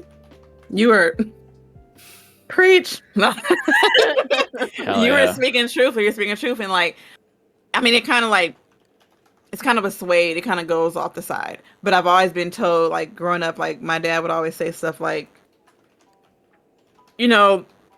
Black people per se, they only care about us because we're entertainers or we're basketball players. We're not the doctors. He always makes jokes about if the world was going to end and we're all going to another planet, they're not going to take the basketball players. They're not going to take the entertainers. They're going to leave all of us here because that's all they think that Black people are good for. Because that's all the value they see out of you. They just see the money value. That's it. That's it. Exactly. So they're going to take all the doctors and all the big people, all the important people, because they don't see us as important, because that's all they think we're good for. Because we don't get recognized in the you know, in other industries and other. Entertainment, mainly, and entertainment industry. Not Yeah. even once the soul is recognized. They're only Yeah. recognized when people make a boom out of it. But for example, when there was this whole movement on social media, when, for example, the Black Lives Matter happened movement, everyone was talking about how people from the Black community mattered. People were nominated for Oscars. People were nominated for Emmy Awards. People were being nominated for all these big things, you know? I've seen not even one new actor or producer or director being recognized for their work. It's only always white people. Yeah, because it only matters. They only want to do it when they feel like, oh, it's the trend. Let's hop on the trend. We want to pretend like we care. Like we're not a trend. We're people. You know, we're just like everybody else. Yeah. But that's how they see it. That's how fucking businesses see it. They see it as a marketing opportunity. Yeah. They just see it as a business opportunity of just like, all right, well, if we pander this population, we might get a few extra bucks here and there from that population. Yeah. Humans are, in the world of today, humans are packages. Yep. On this big corporation called the world. We're only taken and put on stock when we become part of the trend, when we become somehow important. But once we are not, we are either put on sale or put back onto the things where you keep storage. Yeah, it's our world is our business corporation. Yeah. Yep. Crazy. The shit we lived through. I did too. I'm glad that we're burning in like 30,000 years out of the way. Our Earth is gonna burn by the sun. I'm glad that's happening. I'm not even fighting it. I'm ready for it. This is great. I'm ready for getting burned by the sun. Better way to go. Zero companies want to sponsor you now because you're outspoken. Yeah, I know. God, that shit fucking stinks me. If you become outspoken, it's also like I know I'm never gonna get sponsored. People will look at me at first and be like, "Oh, you're a white dude. I could sponsor you." And be like, "Yeah, racial justice," and then be like, "Whoa, like, whoa, stop right now." You will get sponsored if you are outspoken and you are relevant. If you're relevant enough, yeah, pretty much. How outspoken you are. You know, ones that passes, nobody will turn an eye on. Like, nobody will turn and look at you. You have to be, if you really want to grow in this world, you have to limit yourself with how much you say. But who wants to do that? You know, because you can't be yourself. You know, you can't be yourself. I'm my 100%. I'm 100% myself authentically.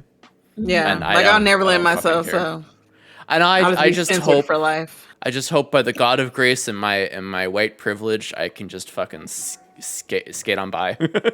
And literally, I've told people I use my white privilege to elevate others. That's why I do Mental Health Mondays. As like, if I can like cultivate a community, and if it like attracts one more viewer to like get educated on this shit, great. You need to get educated. Because if we lack the education, then our world continues to be the way it is today. Absolutely. People are too lazy to be educated. That's people are not provided with the platform to be educated. Right. People want to be comfortable because it benefits them, and if they're not being affected, it doesn't matter. They don't care about anybody else. That's how privilege works. Yeah, 100%. Yeah, that's exactly. They want to stick with what they know, and as soon as you introduce them something else, they just don't want to even accept it. They are just comfortable knowing what they know. Yep. Which is why I like to rock the boat. I like to question people. I like to hold people responsible, because I think education can start with yourself. You know, like, you know, why are you, you know, saying those mean things about yourself? What's going on there? You know? Yeah. Simple stuff. It builds into bigger stuff. That's the whole fucking point of this community. Yep. Yeah. Love it. Wait, I just noticed the intersectionality. What? Oh, that poster, yeah? I just noticed that. Oh my God, I've been sitting here looking at everything else. I'm like, oh, wait. There it is. There it is. I also noticed it like half the stream, but I didn't say anything because I was like, oh shit. I was like, wait. The whole ass definition was right there. It's right there. Okay, intersectionality is a lens which you can see. I was stuck on the kitty can. Power comes and collides and where it locks and intersects. Yeah, it's the acknowledgement that everyone has their own unique experiences of discrimination and privilege. And meanwhile, your eyes are just like, but cats This is now a cat stream, everyone. Cats. Okay. Only cats. I was Oh, stuck on the cats. Yeah. That's fair. I was stuck on the Most people are stuck cats. on the cats. Mm. Okay, well, I talked like about 3 pinpoints. There goes the kitty cat. There goes the kitty There it cat. goes. I don't even know. I guess I'm middle Nice to meet class. you, sir. Am I middle class? I don't know. I guess I'm middle class. I mean, if Language. you don't, I'm gonna go with. Does it matter? I'm No. gonna go with like if you I'm put black, doesn't matter. money. If you don't Exactly. put money, you're probably not middle. You're probably like middle. I haven't put money, so I'm guessing I'm probably middle. Okay. So now that Ability? we've guaranteed that we'll never be sponsored by anyone. Yeah. What the fuck? With the hair thing, and what the fuck with the, Oh yeah. pretending to be liking certain things, or like, okay, Yeah. well, hold on, before you say something, can I guess? Can I take an educated guess based on like 3 other people's past experiences? Yeah. Were you Please. too much of a fucking nerd?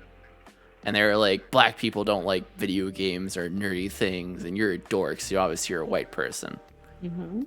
Am I It was- right? Shit. It was mainly because Dang, we're 4 the for video 4 now. game aspect Yeah. was I got a lot of slack on my music. Like it wasn't the video games as much. I got a lot of slack on Really? my music because growing up I played It's so dumb. Yeah. the same games that all the other kids played growing up. We played Mario. I mean, that was like my main game. We played Mario. We did like Tetris. We had like the Game Boy. So I didn't really get slack on that, but it was constantly my music. Like, and it's kind of like a PTSD thing because even as an adult, I'm like, I like this. Somebody's going to say something. But now I'm like, I don't give a damn. Because it took me Can so like many what you years like. to realize I like this. So Yeah. You like what you it or like. you don't. You know? I love Backstreet Boys. I have a Backstreet Boys tattoo. I have a Glee tattoo. I have Backstreet Boy pops. Like, I'm obsessed with Harry Potter. I had a Harry Potter wedding. People have looked at me crazy, and I just like, you. Like, I like what I like, like. So, it was kind of to the point where, how are you listening to the Backstreet Boys? Why do you know Spice Girls? What do you listen to in your household? Excuse you, what do your parents listen to? Your parents? Back to your hair is good, so you must be mixed because you listen to all this music. Like, it's just crazy. But yeah, it's like really, it was crazy. And then growing up, my sister, same thing. My sister's been obsessed with anime and Japanese culture since I can remember. Why do you like that? Who exposed you to that? You live in, because, okay, so I'm not gonna say we lived in the hood, but we lived in yeah, pretty much. We lived in what we're predominantly considered like the hood. So it was funny to the point where I faked so much growing up so I grew up in a city and we had like 2 different sets. So in my middle school, you had a group of kids that claimed one set and a group of kids claimed the other set. Since I lived in this certain set, I'm just going to say it so I can look like I belong. And people are like, you don't even know what you're talking about. I did not, but I knew that that's what you guys said, so I'm going to say it, you know? Yeah.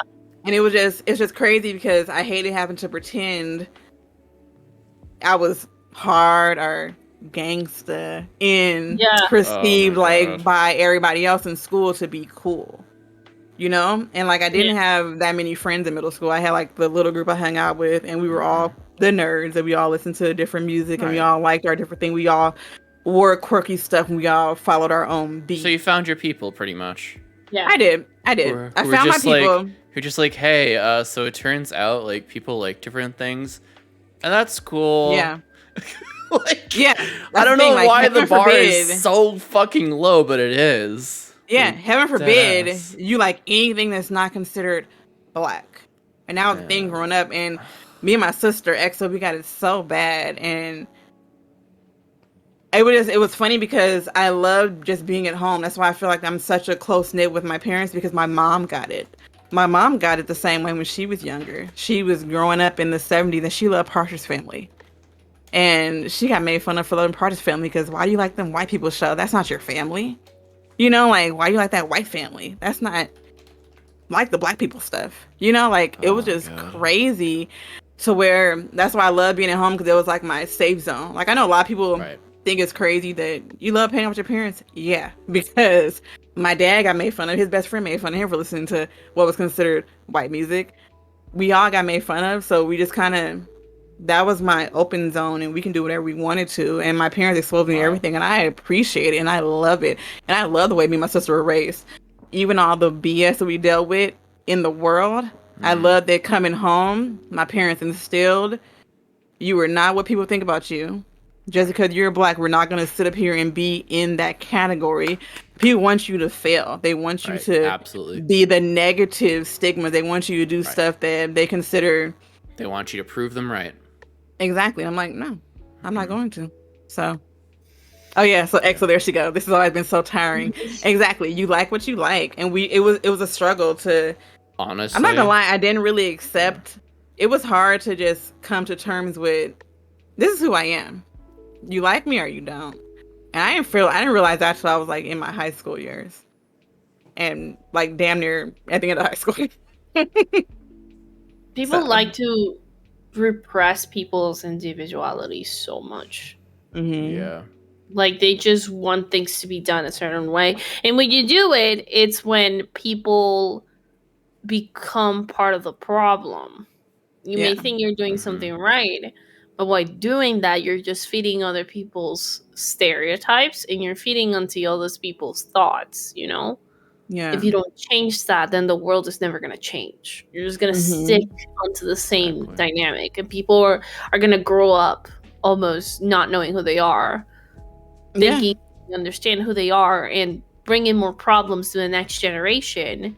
And then everyone's going to get to, like, no one is going to know who they are, and always wondering who they are, and everyone's going to think, what the fuck happened to the world?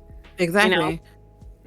Like Jeffrey said in chat, it's so boring. Why does everybody want you to be the same way? Right, like if we're all a bunch of fucking gray blobs, there's still gonna be people that say, well, I'm the grayest and blobbiest. You know, so fuck that. Just be an individual, like what you like, fully embrace yourself, and just love yourself. Love the crap out of yourself. We're not robots, people. And then growing up, like, I know I'm like changing the subject, kinda, but Cillian's actually got my reference. Oh, I'm sorry. Shout out to the '90s kids. What's good? We're all depressed. I just got stuck. But speaking of like growing up in things, so like I said, my middle school was predominantly African American, but then we had Hispanic. So I remember having like my first little crush back in 6th grade, and it was a Hispanic guy named Jorge. And it was funny because I never understood how. I was like, why am I pigeonholed? Like, why do I have to like everything that's black? Right. But he don't have to like everything Hispanic. All the black kids gravitated towards him, and all like the black guys gravitated towards him, and he was like their big. He was like in their group, and they loved him. And he would walk around, and he would dress like in rather baggy pants, and just embrace that culture. But he didn't get made fun of. He got embraced because he was embracing a different culture. But when I like something that's not considered black, why is it wrong for me? But it's okay for him. And I never understood that. Yeah, see, if it had done in my world, he would have been the laughing stock. I feel like it depends. I feel like it depends on the environment that you are, because you were growing with a black community, and he was the outsider. It's like, you're embracing us, you're part of us, great, like, thank you, you know? But if, like, for example, me, I did that, and I used to do that when I was in high school. I would embrace all this Japanese culture. I'm still a big Japanese fan. I would be very much of a target. People would look at me. I did not like the same things that, like, I am expected to know how to dance Mexican music. I don't know how to dance Mexican music. I'm sorry. I don't know how to do bachata and all that shit that people dance. My family looks at me weird. Even my own family. If I talk to them in English, they bring me down. They tell me, like, why are you speaking English? Stop it. Or they're like, you're just like, you're ashamed of who you are just because you're speaking in English. Or for example, if I tell them like about like singers that I listen in other languages, they're like, why are you not listening to this new Mexican singer who just released a new song with his banda. And I'm like, because I don't like that. And they're like, then you're not truly a Mexican because you don't like this. Or, for example, if I don't like certain food that's Mexican food, they're like, are you sure you're really Mexican? You're just being whitewashed by being on the U.S., you know? Yeah. It's like people... It's just the whole, like, the community base. Like, if you don't embrace who you are, if you're not really truly who you are, people just look at you weird, like you don't belong. I don't hang out with my family anymore because every time I do it, they try to, like, my family from Mexico, my family here is fine, but my family in Mexico, I hate hanging out with them because every single time I do, they try to nitpick every single thing they don't like about me because I've been in the US for a long time. It's annoying. And honestly, I don't need that shit. Yeah. It's too close-minded people. I have 3 questions, and like, God. You only get one. Yeah, I know. That's what I feel. You only get one, Waba. Choose wisely. Okay, first of all, can I ask my meme question?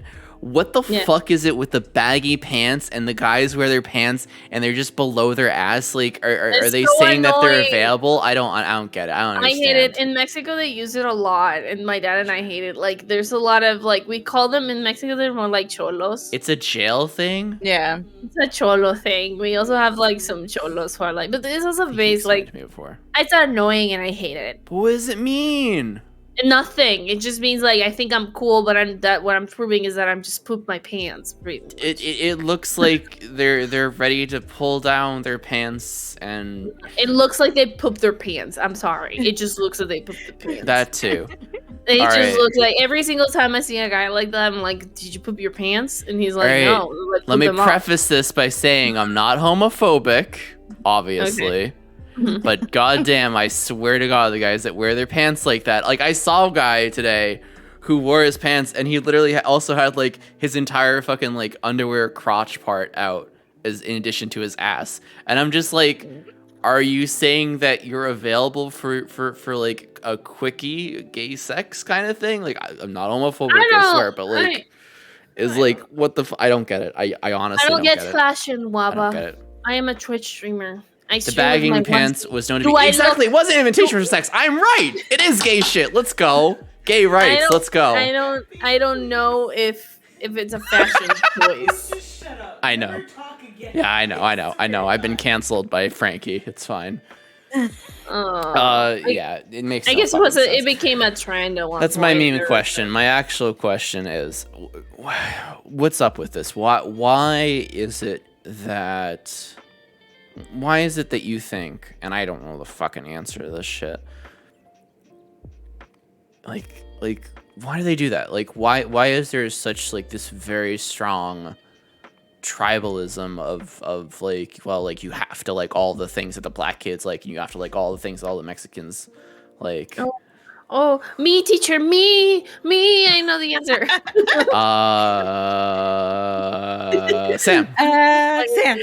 I think it's because people are afraid of change. People are afraid of introducing new things to what they already know. It comes back to, like, if you introduce something, honestly, let's think about if you introduce something new to a society that's already used to knowing what they know, and you bring something new, it's like the apocalypse for everyone, because it's like, what is this thing that you just introduced to me and I don't like it, make it go away kind of deal. Like, because you're changing their entire world.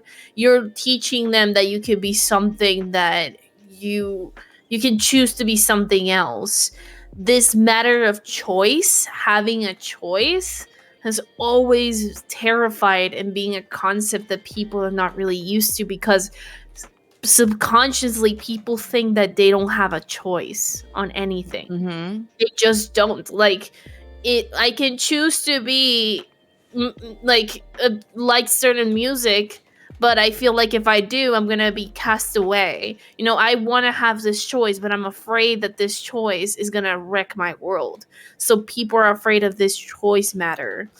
Yeah. You know, it's a hard truth, but it's the truth. Like, our world lives in so much fear of changing stuff, or of living in a certain different thing, that you're not letting other people embrace other things that might be better for them.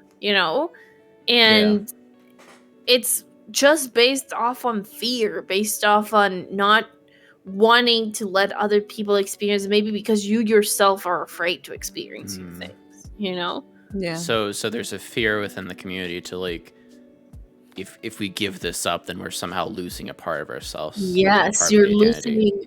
I am part. afraid of losing myself, sometimes by me being too much involved into the American culture. But as long as I know who I am and I know what makes me who I am, I feel like I'm not going to lose that. And people sometimes have that hard time. In a weird way, it reminds me of, I'm just going to mention something because I'm comfortable talking about this a lot and I'm very familiar with it. It reminds me of toxic masculinity in a way of like, you're very indentured to this specific culture of norms that people expect out of you as a man kind of thing, And I guess, this transcends to, things that people expect of you as a black person. Yeah. And I guess they kind of translate into the, well, we're all teenagers and we're black, so we have to like this thing. And everyone else agrees that we like this thing, even if like no one in the group actually agrees. It's just been predetermined that, okay, well, we have to like it because a black artist made it, whatever, Yeah. I mean, that really just reminds me of like some like, well, you're black, so you have to like Obama shit. And it's just like, oh right. Yeah, that's a huge thing. Yeah. Oh yeah, because if you didn't like Obama and the black, you were, right. You're not like you got your black card revoked. Yeah.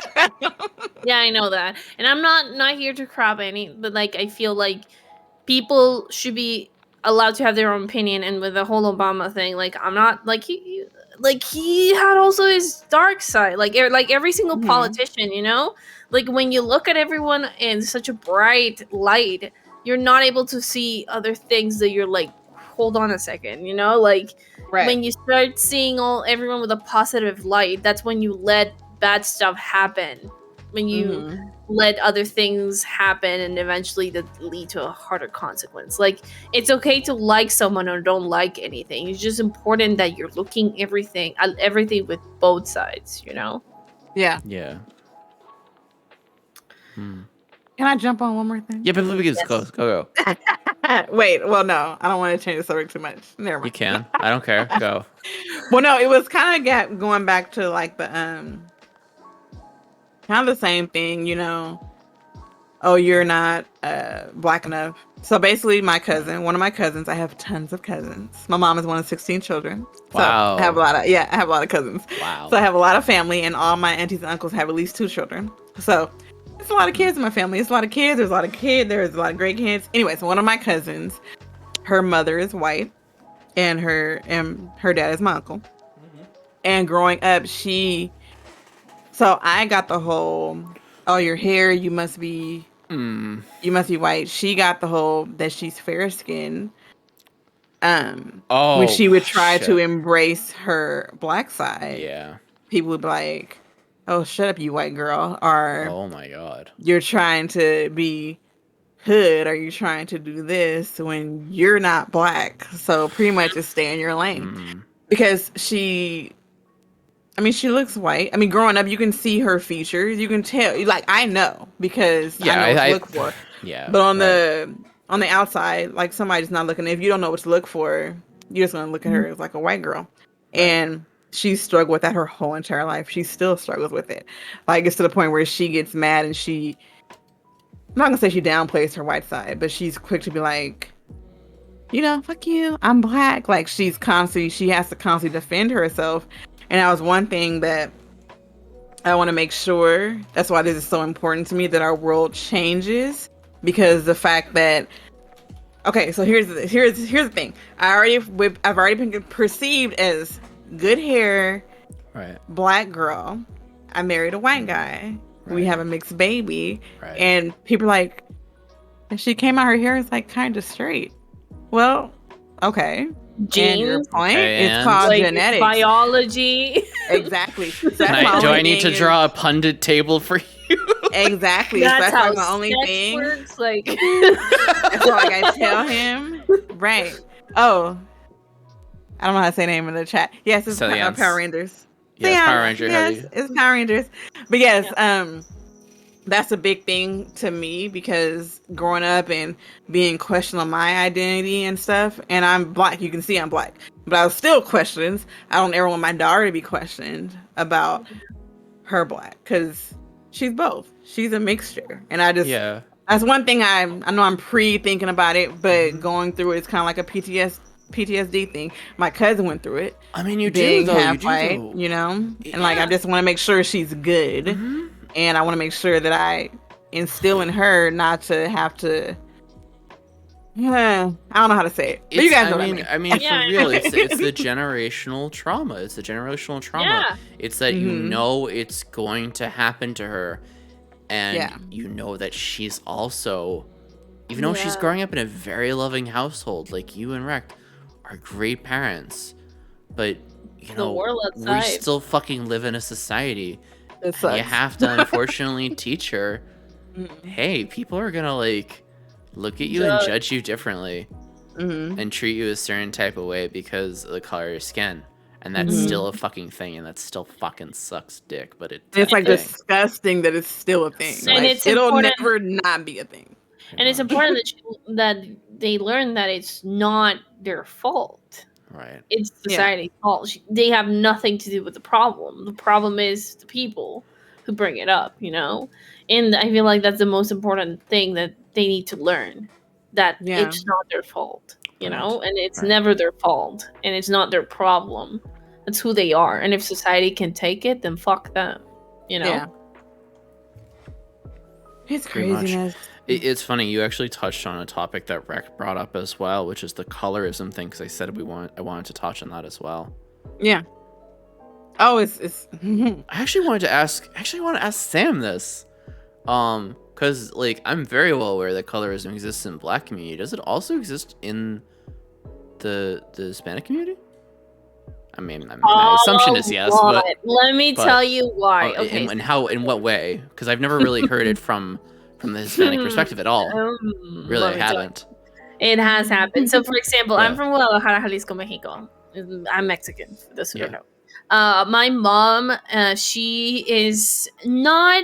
Okay, so when you think of a Mexican, the common thing you will think of, like, you know, their skin is different, you know? Sure. They're not really purely... They don't have, like, the colored eye. Like the Americans say, like they don't have blue eyes or green eyes, you know. You know that. Hold on that thought. So my mom, she is a green eye. She's like, if you see her, you will think like that woman is American. She speaks English and she's from the U.S. There is a friend that I have. She has colored eyes as well. She's white. Like she looks. You look at her and you think that she's like from New Zealand or some shit like that. She was born and raised in Mexico. Her family's from Mexico, in the same town as me. You know that line from Mean Girls that goes like, "If you're like from Africa, why are you white?" She has had that. People ask her that. She's like, she told, and I was there for a conversation. She was introducing herself with an international person. Let me ask. She told her like, "So where you're from?" And she said like, "What do you mean?" And she's like, "Yeah, like where are you from? Where were you born?" And she said like, "I was born here in Mexico." And she was like, "Ah, you're funny. No, really, where were you born?" And she was like, "I am from Guadalajara, Jalisco, Mexico." Cringe. And she definitely asked her, "If you are, then why are you white?" People in Mexico can be white people, by the way. Just letting you all know. People in Mexico can have color eyes. They can be different. And there's a lot of things like people assume, definitely, like with me, they assume straight up that I'm not American in some way. They assume. With my mom, they don't, because they see her white and with colored eyes, and they're like, that woman speaks English. And they're like, and my mom doesn't really speak English a lot, so it's really funny for us when we are like passing the border and shit. They start speaking to my mom in English, and my mom doesn't understand anything. And then I come up and then I start speaking English, and they're like, "What the hell are you doing? Like, how do you know?" Like, for example, my sister lives in Mexico, and my mom sometimes goes visit her, and they cross together. My mom has a green card, so they don't really ask her a lot of questions. But my sister, she comes here to visit. She doesn't really have a green card. She has a passport, you know. And they were giving her, like, they were asking her all these questions as to why she was here and everything, you know, the typical thing. And then they asked my mom, "What is your relationship with this girl," which is my sister? And my mom said, "She's my daughter." And the guy at the security border, he looked at my sister and he was like, "That's not true. That can't be your daughter. She's not white." And my sister was like, I am her daughter. My sister looks a lot that like my sister. Like, my dad looks so much like my sister, like my dad, and I look a little bit more like my sister. But like how genes work, you know, genes, science. For those who don't know this, like science, like my mom is colored eyed, my dad is black eyed. You combine that, the strongest gene is the black eyes. Therefore, black eyes are predominant. You know. So there's a lot of things like that. Like, if you apparently, like, if you're not white, you are not, if you're not white, you're not Mexican. Like, you're Mexican. If you're white, you can't be Mexican. So there's like we have different shades. Like, we are different people because we have, I mean, come on, they freaking conquistadors. Like, if you know your history, you know that Mexico was freaking conquered by Spaniards. Like, we had Cristobal Colon, which was an ass. Then we had Cortés come in. There was a mixture of people from Spain, Italy, France. If you know your history, you know this, you know? I don't know what there's some people that are like, I have a friend who is a criollo, which if you know, it's a mixture of someone from Spain and someone from Mexico. There are different combinations of people, and people sometimes don't seem to realize that with different combinations come different people, you know? We have that a lot happening, you know? And that is crazy. It's crazy because my sister has to experience that front and center. You know, she literally was asked, like, "Why are you not white if you are her daughter? You don't have color eyes. How are you her daughter?" People think that we're lying because, like, that my sister, she's not like that, because my sister doesn't look like my mom at all.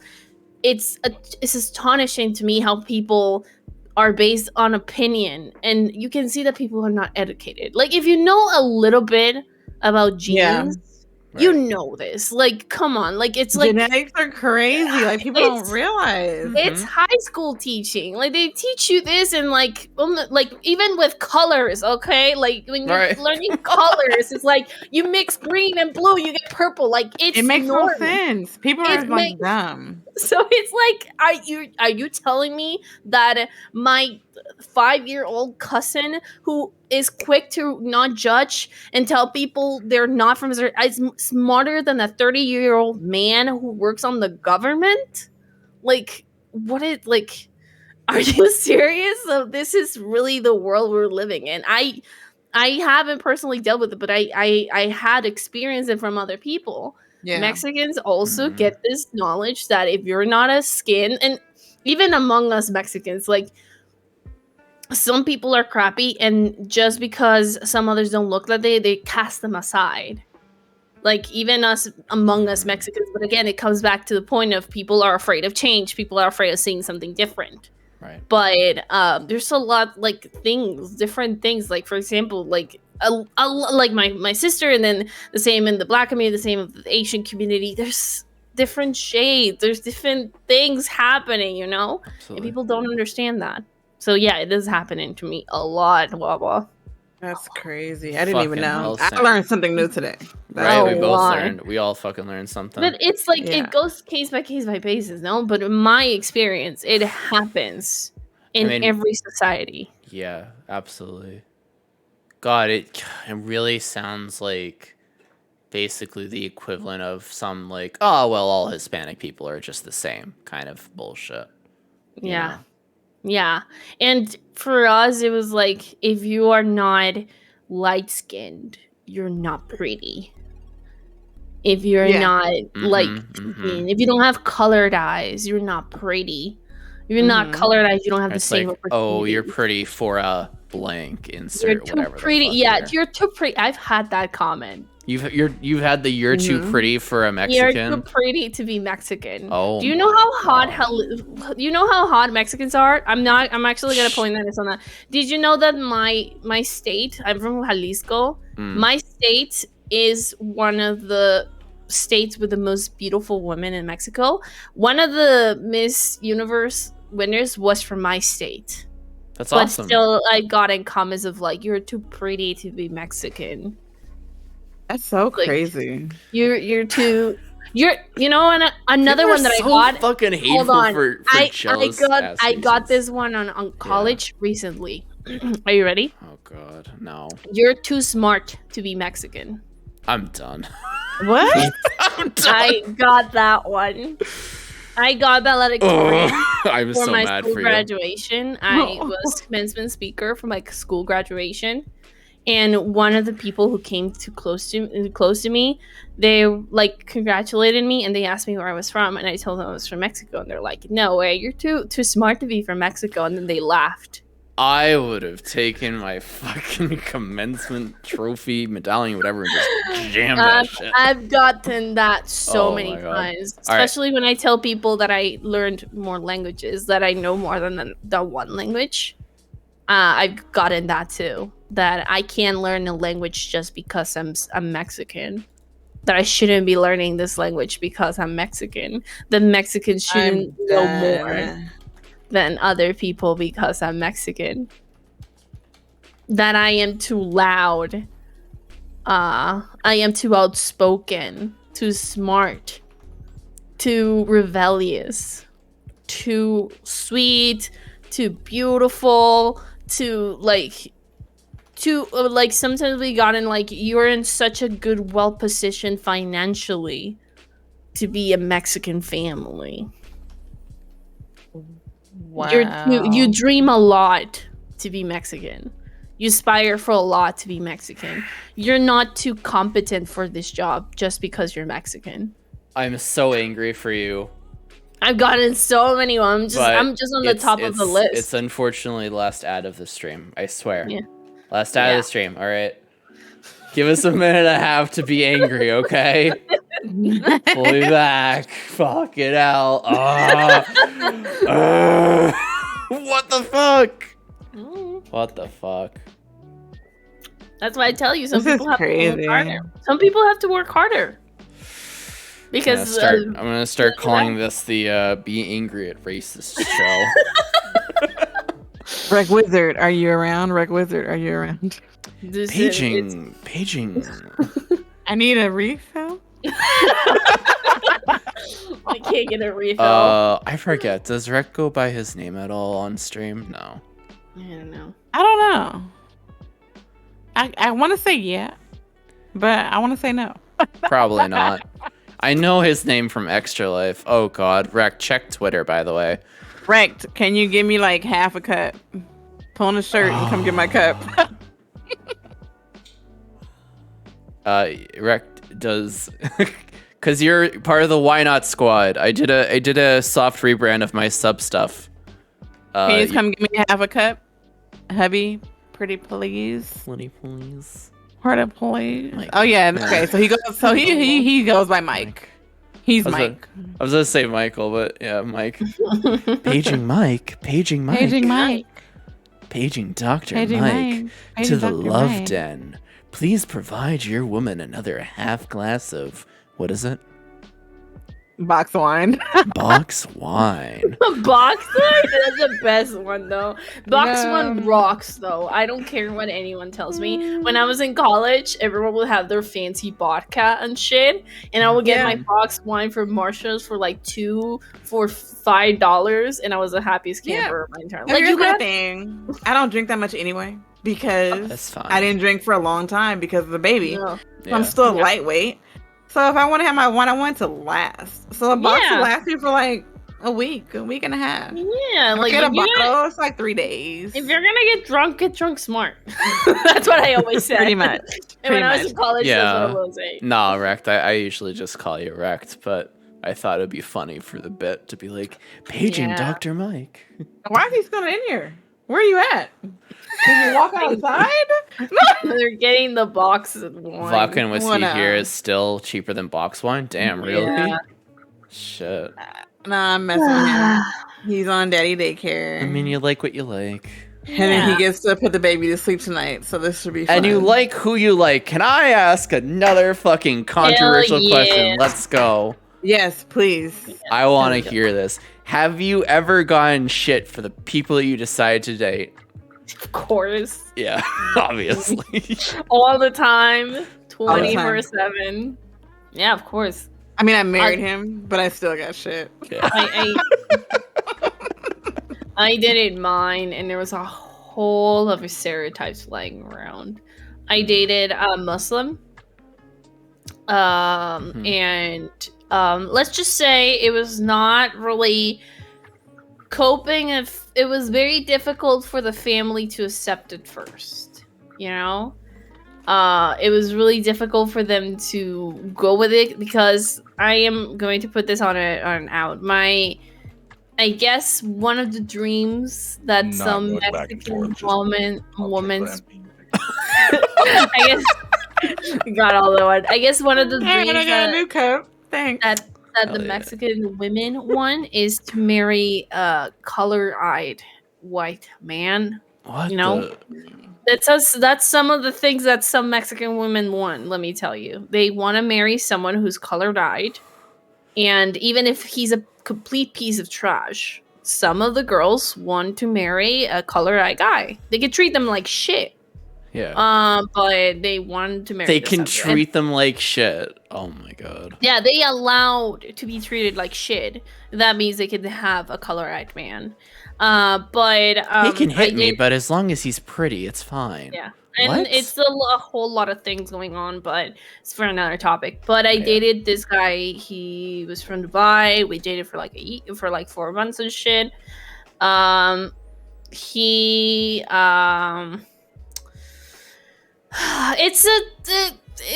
he was I'm not gonna point out anything wrong with him because I don't want to do that, but there was a lot of like discussion around that they didn't think he was really right for me because A and B reason. They didn't think he was really right for me, and this was not my family here. It was my family back home who knew I was dating him. My family here are a little bit more open. They're more liberal because they have been exposed to American culture.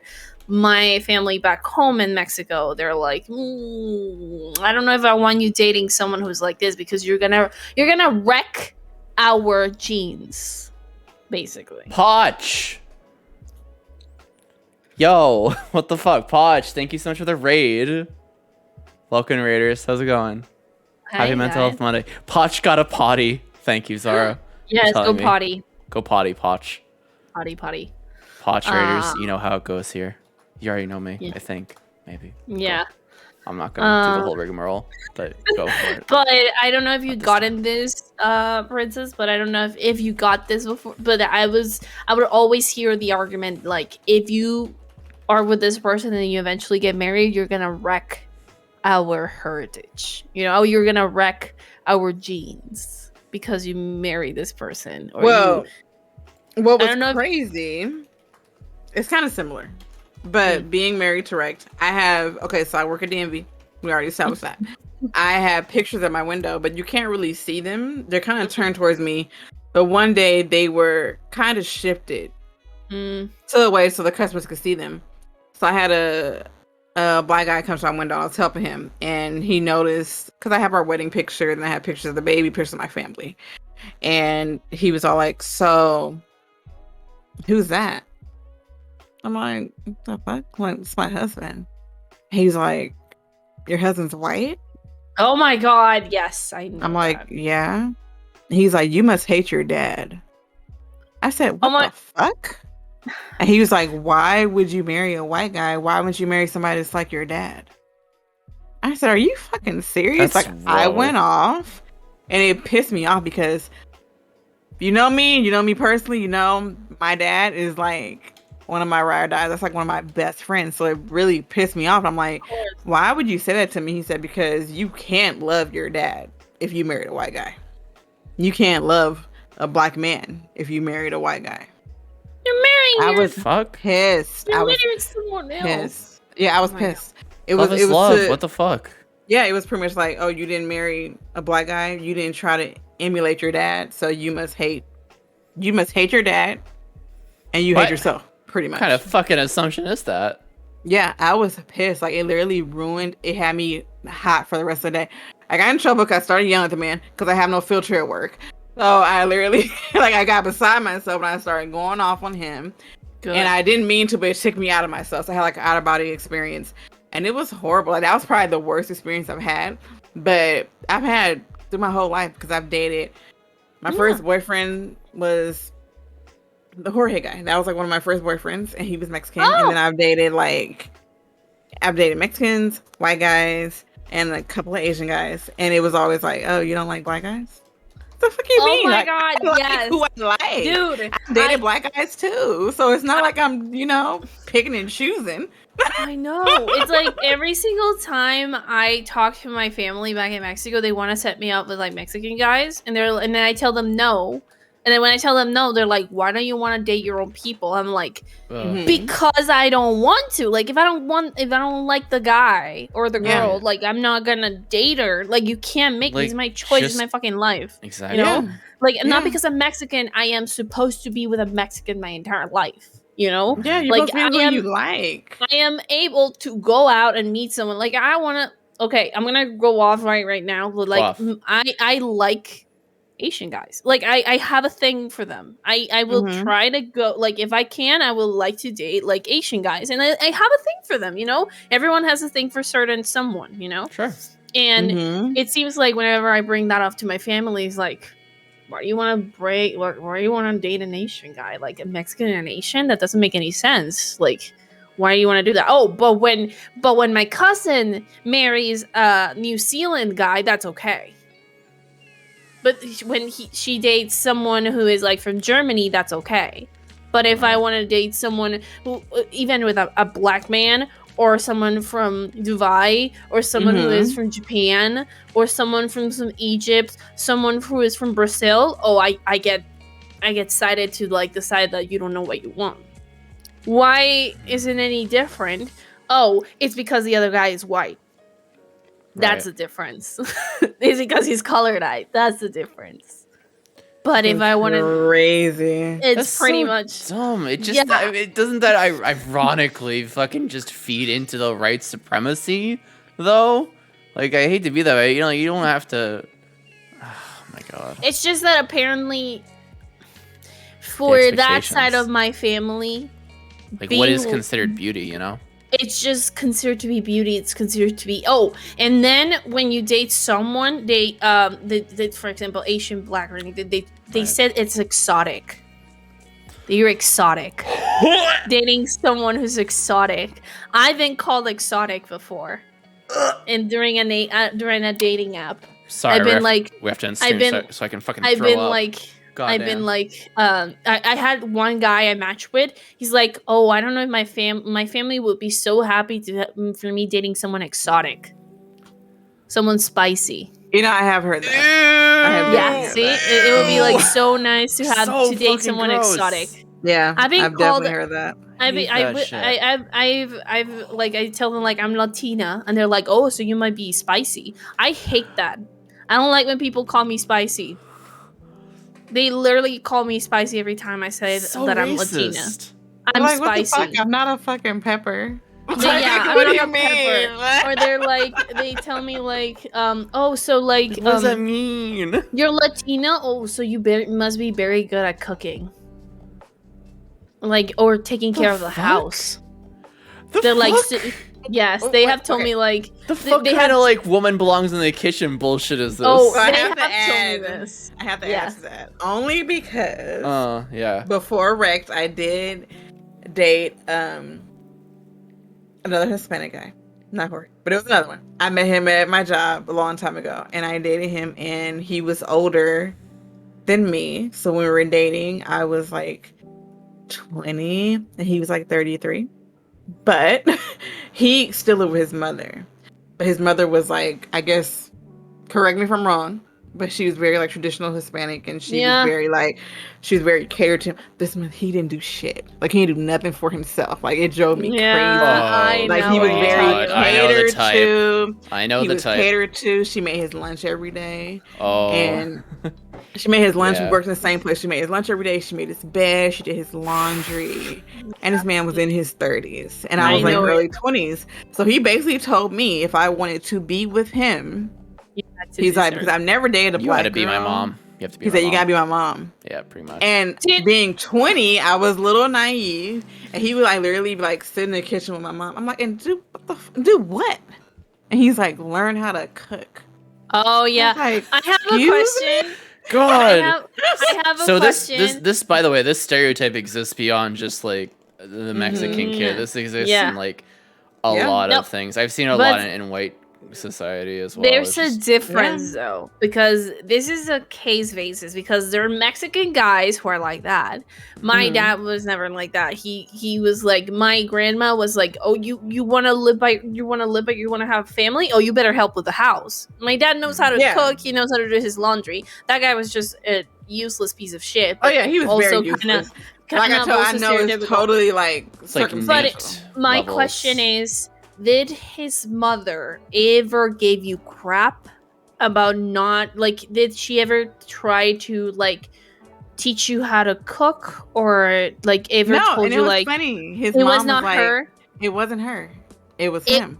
The Because prob- like I loved his mom. His mom, she was sweet. She never talked down to me about, oh, you don't know how to do this. First off, she knew I was hella younger than her son. Like she just Right. kind of like we vibed and we just chilled. Like I would talk to her, we would vibe, and she would never give me slack about not taking notes and learn everything she did. She just was like, okay, if he likes you, and I want you to be good for him. But I'm like, your son's a piece of shit.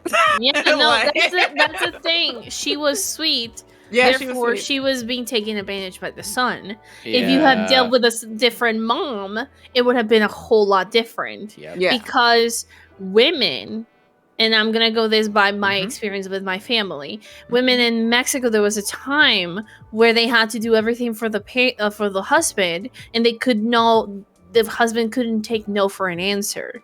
So women were at the whole the time on this position 24/7 for the husband. There was abuse. There was both physical and mental. So when kids see that, they think it's okay. They Therefore, they replicate it. they replicate, they take advantage of it. I don't know this woman's history. I don't know who this husband was. I don't know if she had any history with anything like that. But she was not strong-handed, probably. Yeah. Because she was never taught to be. Which Well, totally she could was be the never- case because she wasn't with his dad. You. She was remarried Mhm. because he was in his 30s and his brother was 15 and with Yeah. her new husband. So, but her new husband treated her, from what I saw, he treated her fine. He was like a really Okay. quiet guy, but I don't know about the dynamics between his Who dad knows? and her. You want But, a yeah. you want a Yeah. Psych 101 lesson about childhood development? Yeah. Yeah. So when a kid grows up in an environment where parents are abusing one another, Yeah. or there's like especially emotionally abusive kind of situation, and they're taught one way or another, right?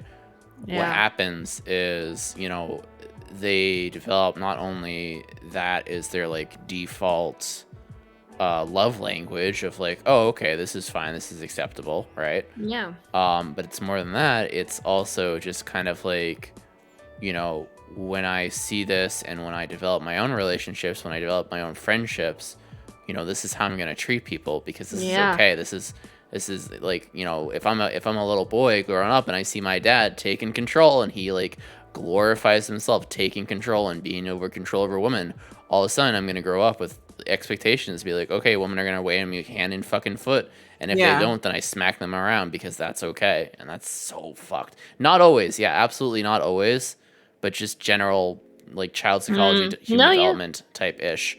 Like, Yeah, no. it's not only that. The opposite end of this is what happens is they get a certain type of attachment style, where basically they have no fucking self-confidence in themselves. So you know, say a typical girl growing up, you know, sees this, scared as fucking hell, wants to escape. Yeah. You know, now they have a avoidant personality or avoidant attachment style. So it's like you can't fucking trust no one. Like shit's gonna hurt you. There is a phrase that my grandma taught my mom, and my mom has taught to me and my sister. This is this really great phrase she has, and I always, whenever someone asks me for it, I even have it for myself. She always says, if you're gonna fall in love, make sure you fall in love first with your brain and then with your heart, because you want to make sure that you're not leading by emotion only. You really need to think about this person, who you're gonna be with. Who you're gonna be, because if you get stuck with them, you get stuck with them sometimes forever. There's of course choices of divorce and everything like that, but it's never that easy to get out of a toxic relationship if it turns to be toxic, you know.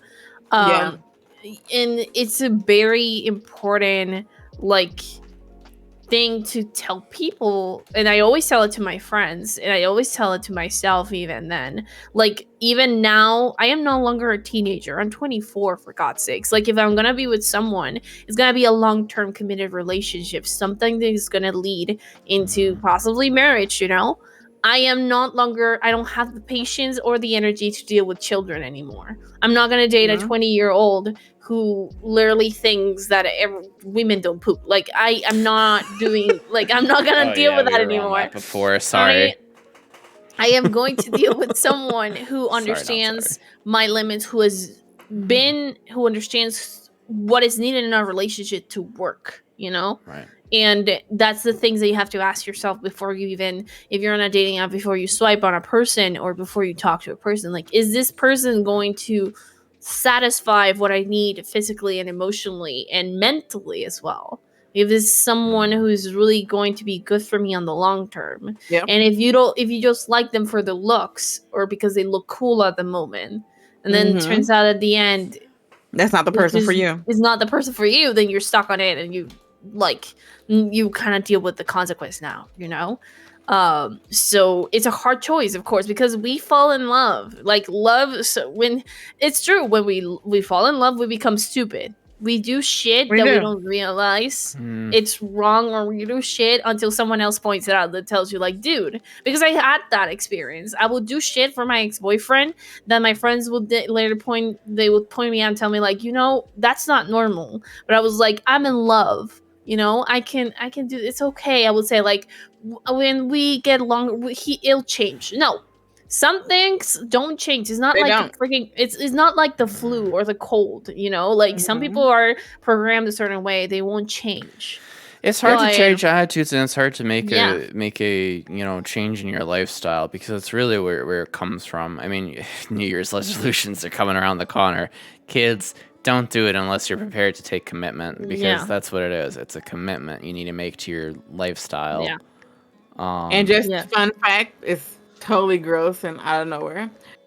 When I got wrecked, I was 26 and he was 23, and I was at that same point where I was like, no. So if we're gonna do this, we're gonna do this.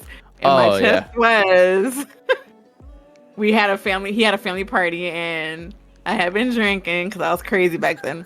And I was like, take me to the bathroom. And he's like, what do you mean? I said, just sit here. He's like, and talk to you? Yeah. You're going to sit with me with the door open.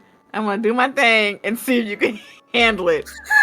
And he could. So, I mean, that's funny. With the door open ever since. To accept people, no? That's the thing. Like, that's when you really know, like, if they can't deal with it. Yeah. Like you said, no kids. Kids. Yeah. You gotta be an adult. Deal with it. Straight we up. all poop. Yeah. Yep, pretty much. Yeah. Damn. I thought you were gonna go a different route with that. It was just like when I first met Frankie, I told him I went the poop route. You went the poop route. See, I just went the like always listen, good to I'm not looking for like something casual here. You gotta be honest. Like, you know. You gotta be honest. It was the same thing, kind of same, but you gotta be honest, because if you're not honest, I you're wasn't just wasting looking for everybody's something time. casual. I was looking for something for the rest of my life. Yeah. Yeah, I know. You just told me you're a lesbian. Turned out that was wrong. How was I supposed to know? How is I supposed to know I'm not a girl? I don't know, man. Maybe it could have been literally everything. Anyway. Whatever. Anyway. I love Frankie. And my chat Oh. loves Frankie more than they love me, and that's fine. It's okay. It's always like that sometimes. Oh, fucking hell. Alright. God, you want the last question? Sure. Yeah. that we had? Shoot it. Okay. So I already asked Sam what's one thing you'd like to change in society. But we'll ask the penultimate question. And There's so much. I love that these are like, oh, man, this whole interview. So I told Sam as well, I didn't have any questions prepared. I literally, for these topics specifically, I don't have questions prepared. Because it's just so We just talk ambiguous. and just let We it flow. talk. Yeah, it's literally. flow. Yeah. All right. You're given unlimited money, resources, etc., so forth. How do you end racism? Go. Oh shit. God damn it, Waba. I'm so deadpan when I say that too. I'm just like, all right, end I'm- racism. Do it. Go. Racism? Oh my god. It is so Yeah. hard because I feel like Yeah, I agree. my corn. Like I just feel like my answer is like kind of corny, but Yeah, corny What is up. it? Let's go. I want everybody to indulge in everybody's customs and Yeah. their like I feel like okay, so this group of black people, you go and you just experience all the wonderfully beautiful things from Hispanic culture one day. Then the next day, you go experience all the beautiful things from Asian culture. It's kind of educate a little bit more. Like I'm gonna use all my resources to educate and let you realize the best and the brightest and have a good time and realize that we all have a good time. We're all fun. We're all people. We all bleed the same. We all die the same. Enjoy and embrace everybody else's culture and make it one big ass culture. Yeah. Like I mean, it sounds kind of stupid, but that's the first. No, it's not stupid. I think it's true. Like Love it. you really cannot. If I would like, it's the same. Like I will put the money on everything, resource on education. The only way to solve the misunderstanding and the toxicity is through education. Mm-hmm. And education starts at home. Everything we Yes. learn, it starts from home. Then we go to school, and then we're presented to different things. Therefore, we do our own opinions based on what we presented. But most of the education of what we learn is from home.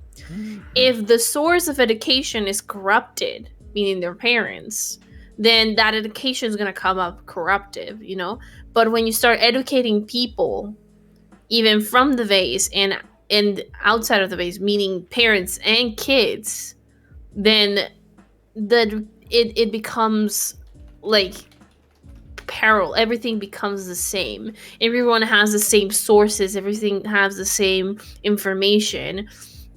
And everybody's able to understand the whys of everything happening around them, If we have a bad source of education, we have that bad education, then we're just going to have a bad batch of apples. Right. But if we have a good education and we have the different opinions, different ideas and everything, different experiences, then the batch of apples is likely to become better. There's always going to be a bad batch, of course. There's always going to be, because everyone's going to deal with certain challenges on the way.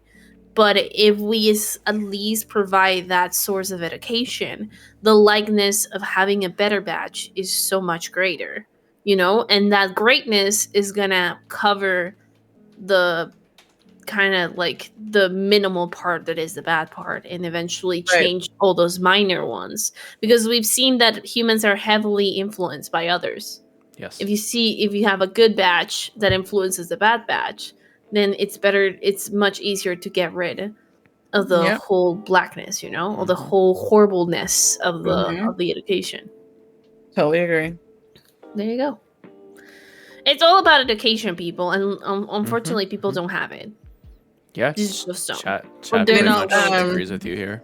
Ash in chat, she made a valid point. What? Food brings Food everybody brings everyone together. together, right?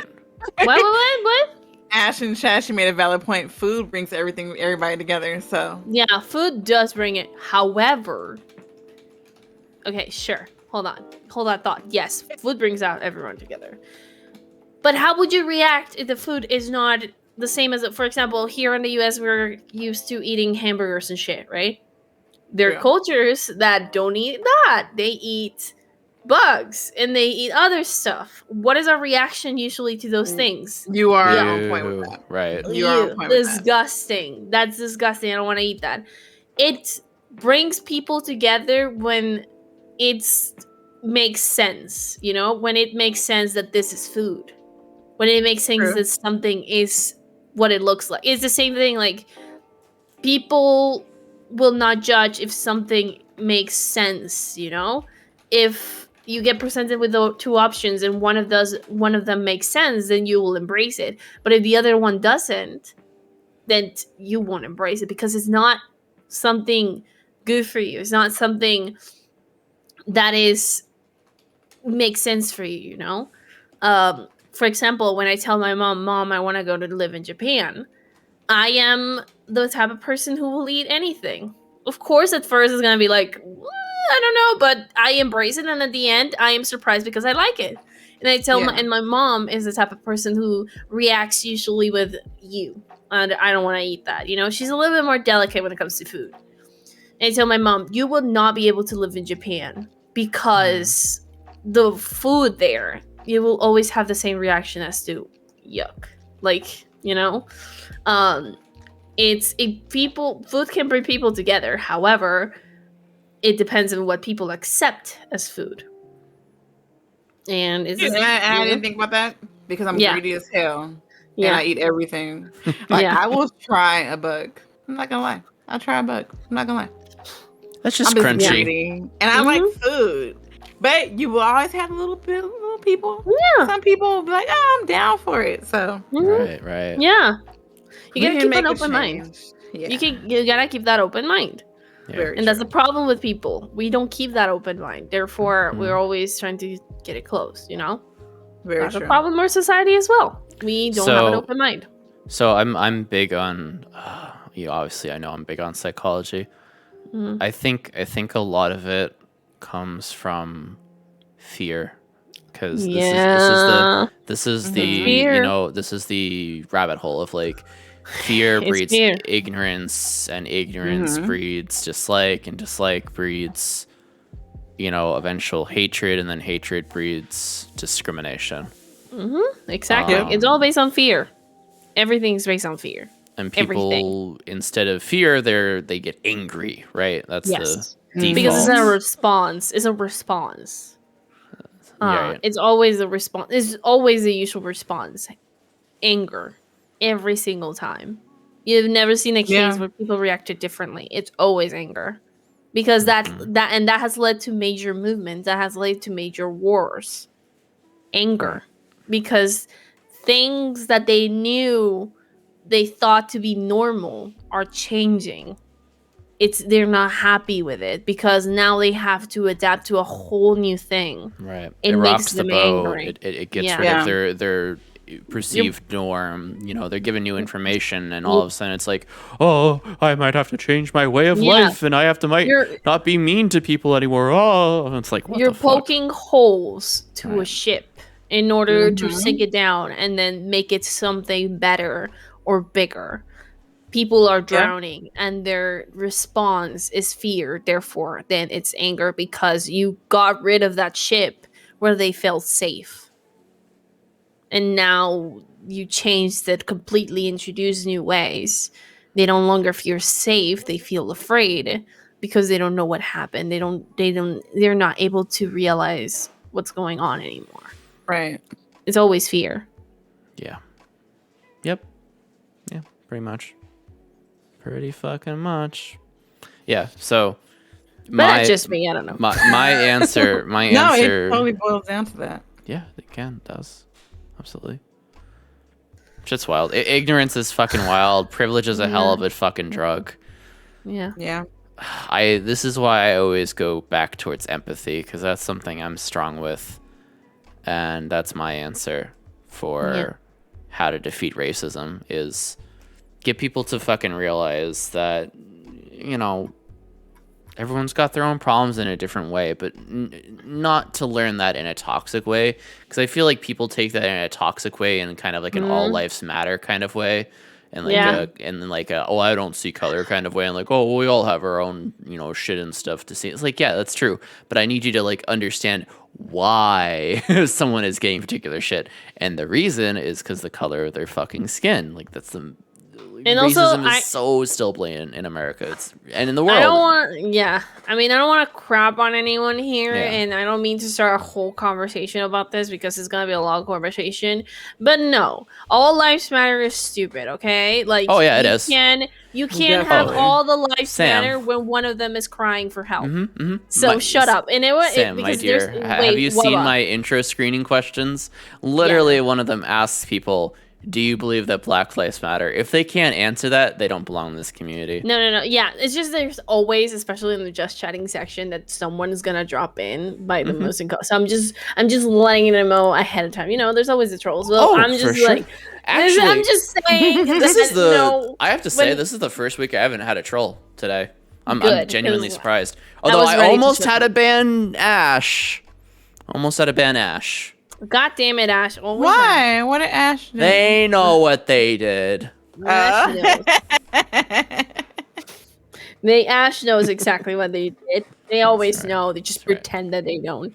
Ash knows how to grind my gears. Let's state it as well. Just to fucking double down on it. Black Lives Matter, Trans Lives Matter. Yeah. Cops are fucking pigs. Yeah, I'm not even. Yeah, I know. Come on. Yeah. What else? Where else do we go with this? I'm not gonna get into it because I could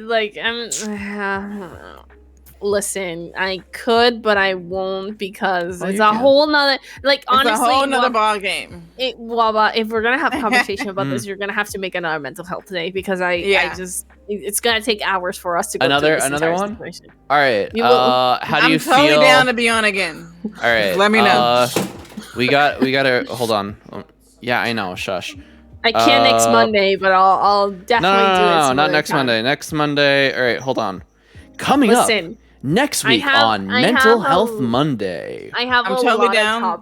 We have the Bear Project. Sam. I could do like dating, which I'm very good at dating. I'm actually gonna tell you that. I may be single, but I'm very good at dating situations. God, I haven't dated in so long, but I can talk about my past experiences. I mean, I still date my husband, but I haven't dated nobody else for like the last. I could definitely talk. But I mean, you're Waba's in a relationship. You're married.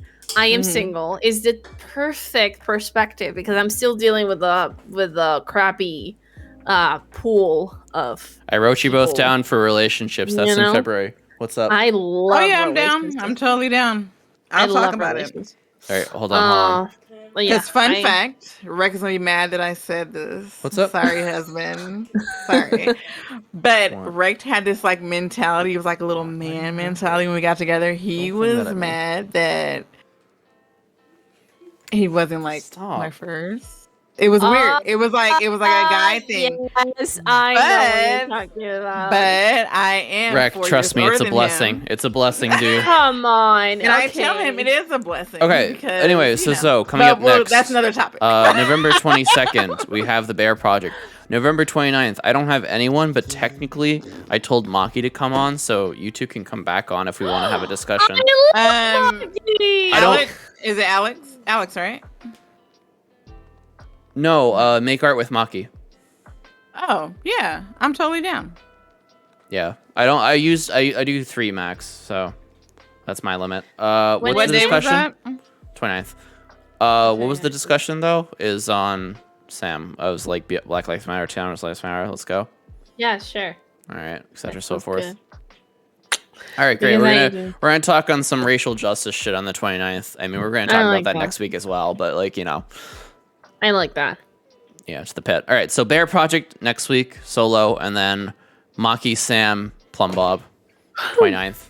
And then I'll round out fucking November, and I don't know what I'm doing for December. I might have motherfucking what's his shit on? What's his name? Oh my god, I'm trying to get his goddamn attention. And he's so bad at messaging. You should do imposing people's culture because it's a big holiday and people try to make everyone celebrate like Christmas. And some people don't celebrate Christmas. And because Christmas is a big commercial holiday, some people like try to force it on everyone. I've had that happen. I don't know. Like forcing kind of traditions on other people. Blizzbear. I've been trying to get Blizzbear to get on Mental Health Monday. But he's shit on Twitter messages. He admitted it. Calling him out on Maine. Anyway. We love him. So yeah. That's today, folks. Yay! I had a lot of fun. I had I was saying the same. I'm hungry and my mouth's just like. I'm hungry and I was gonna film some TikToks, but I'm so tired right now. I'm just gonna edit. All right. Ash Yeah, I'm wants about to to be go on disability eat discrimination. Gotcha. and feed the baby. I did a not Mental Health feed the baby, Monday but eat month and hang out. on disabilities, and I don't know where it is. It's somewhere here. It's one of these had a fucking break months. from spoops. No, I did not actually. I never have a break from spoops. I never have a break from spoops. I never have a break from spooks. Every single time I get scared in some way. So no, I did not have a break from spooks. Pretty sure tomorrow's gonna get more intense, so this is not okay. All right. Yeah. Message me, Ash. Actually, that'd be easier. I'll organize it later. All right. That's fine.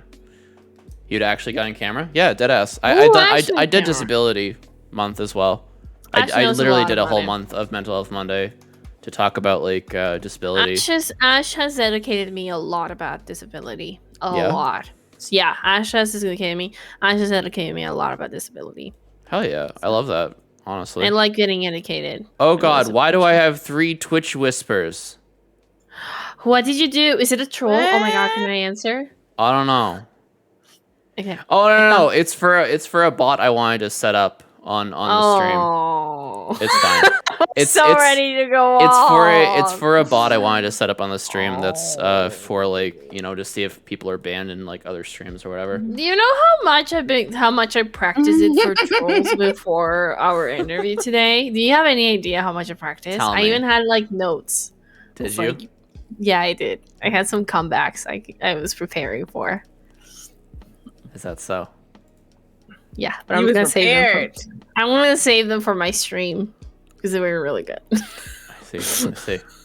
And it's like my weirdo stuff. I've been coming up with very good. Oh my god, that is so pretty. It's so pretty. That's great. I actually, when I was working, did you know that when I was working for Webtoon, because I used to work for Webtoon, I worked on a campaign with BTS. That's cool. For their comic on Webtoon. It was so fun. That's cool. Yeah, my sister got me wrapped. And the baby's second birthday party is going to be a BTS party. Good. Because she loves it. All right. Good. So that friggin' wraps it up for tonight, everyone. Thank you, everyone, Waba. for joining us. Thank you, Waba, for Sam. having us. We had so much fun. You're both I'm amazing excited. folks. Thank you. This is the week ahead, by the way, or the next week, technically. It's Weekends with Waba is what I've fucking branded this shit. Friday, Metroid Prime. Saturday afternoon, 12 p.m. D&D with the regular folks, and then 5 p.m. Sims. I have a new D&D scene. I fucking ripped it from Critical Role. It looks good. And then Sunday, Zelda Skyward Sword. Have fun. All right. Love you all, kids. Yes, please go heck and give Sam and PlumbobPrincess a follow. So when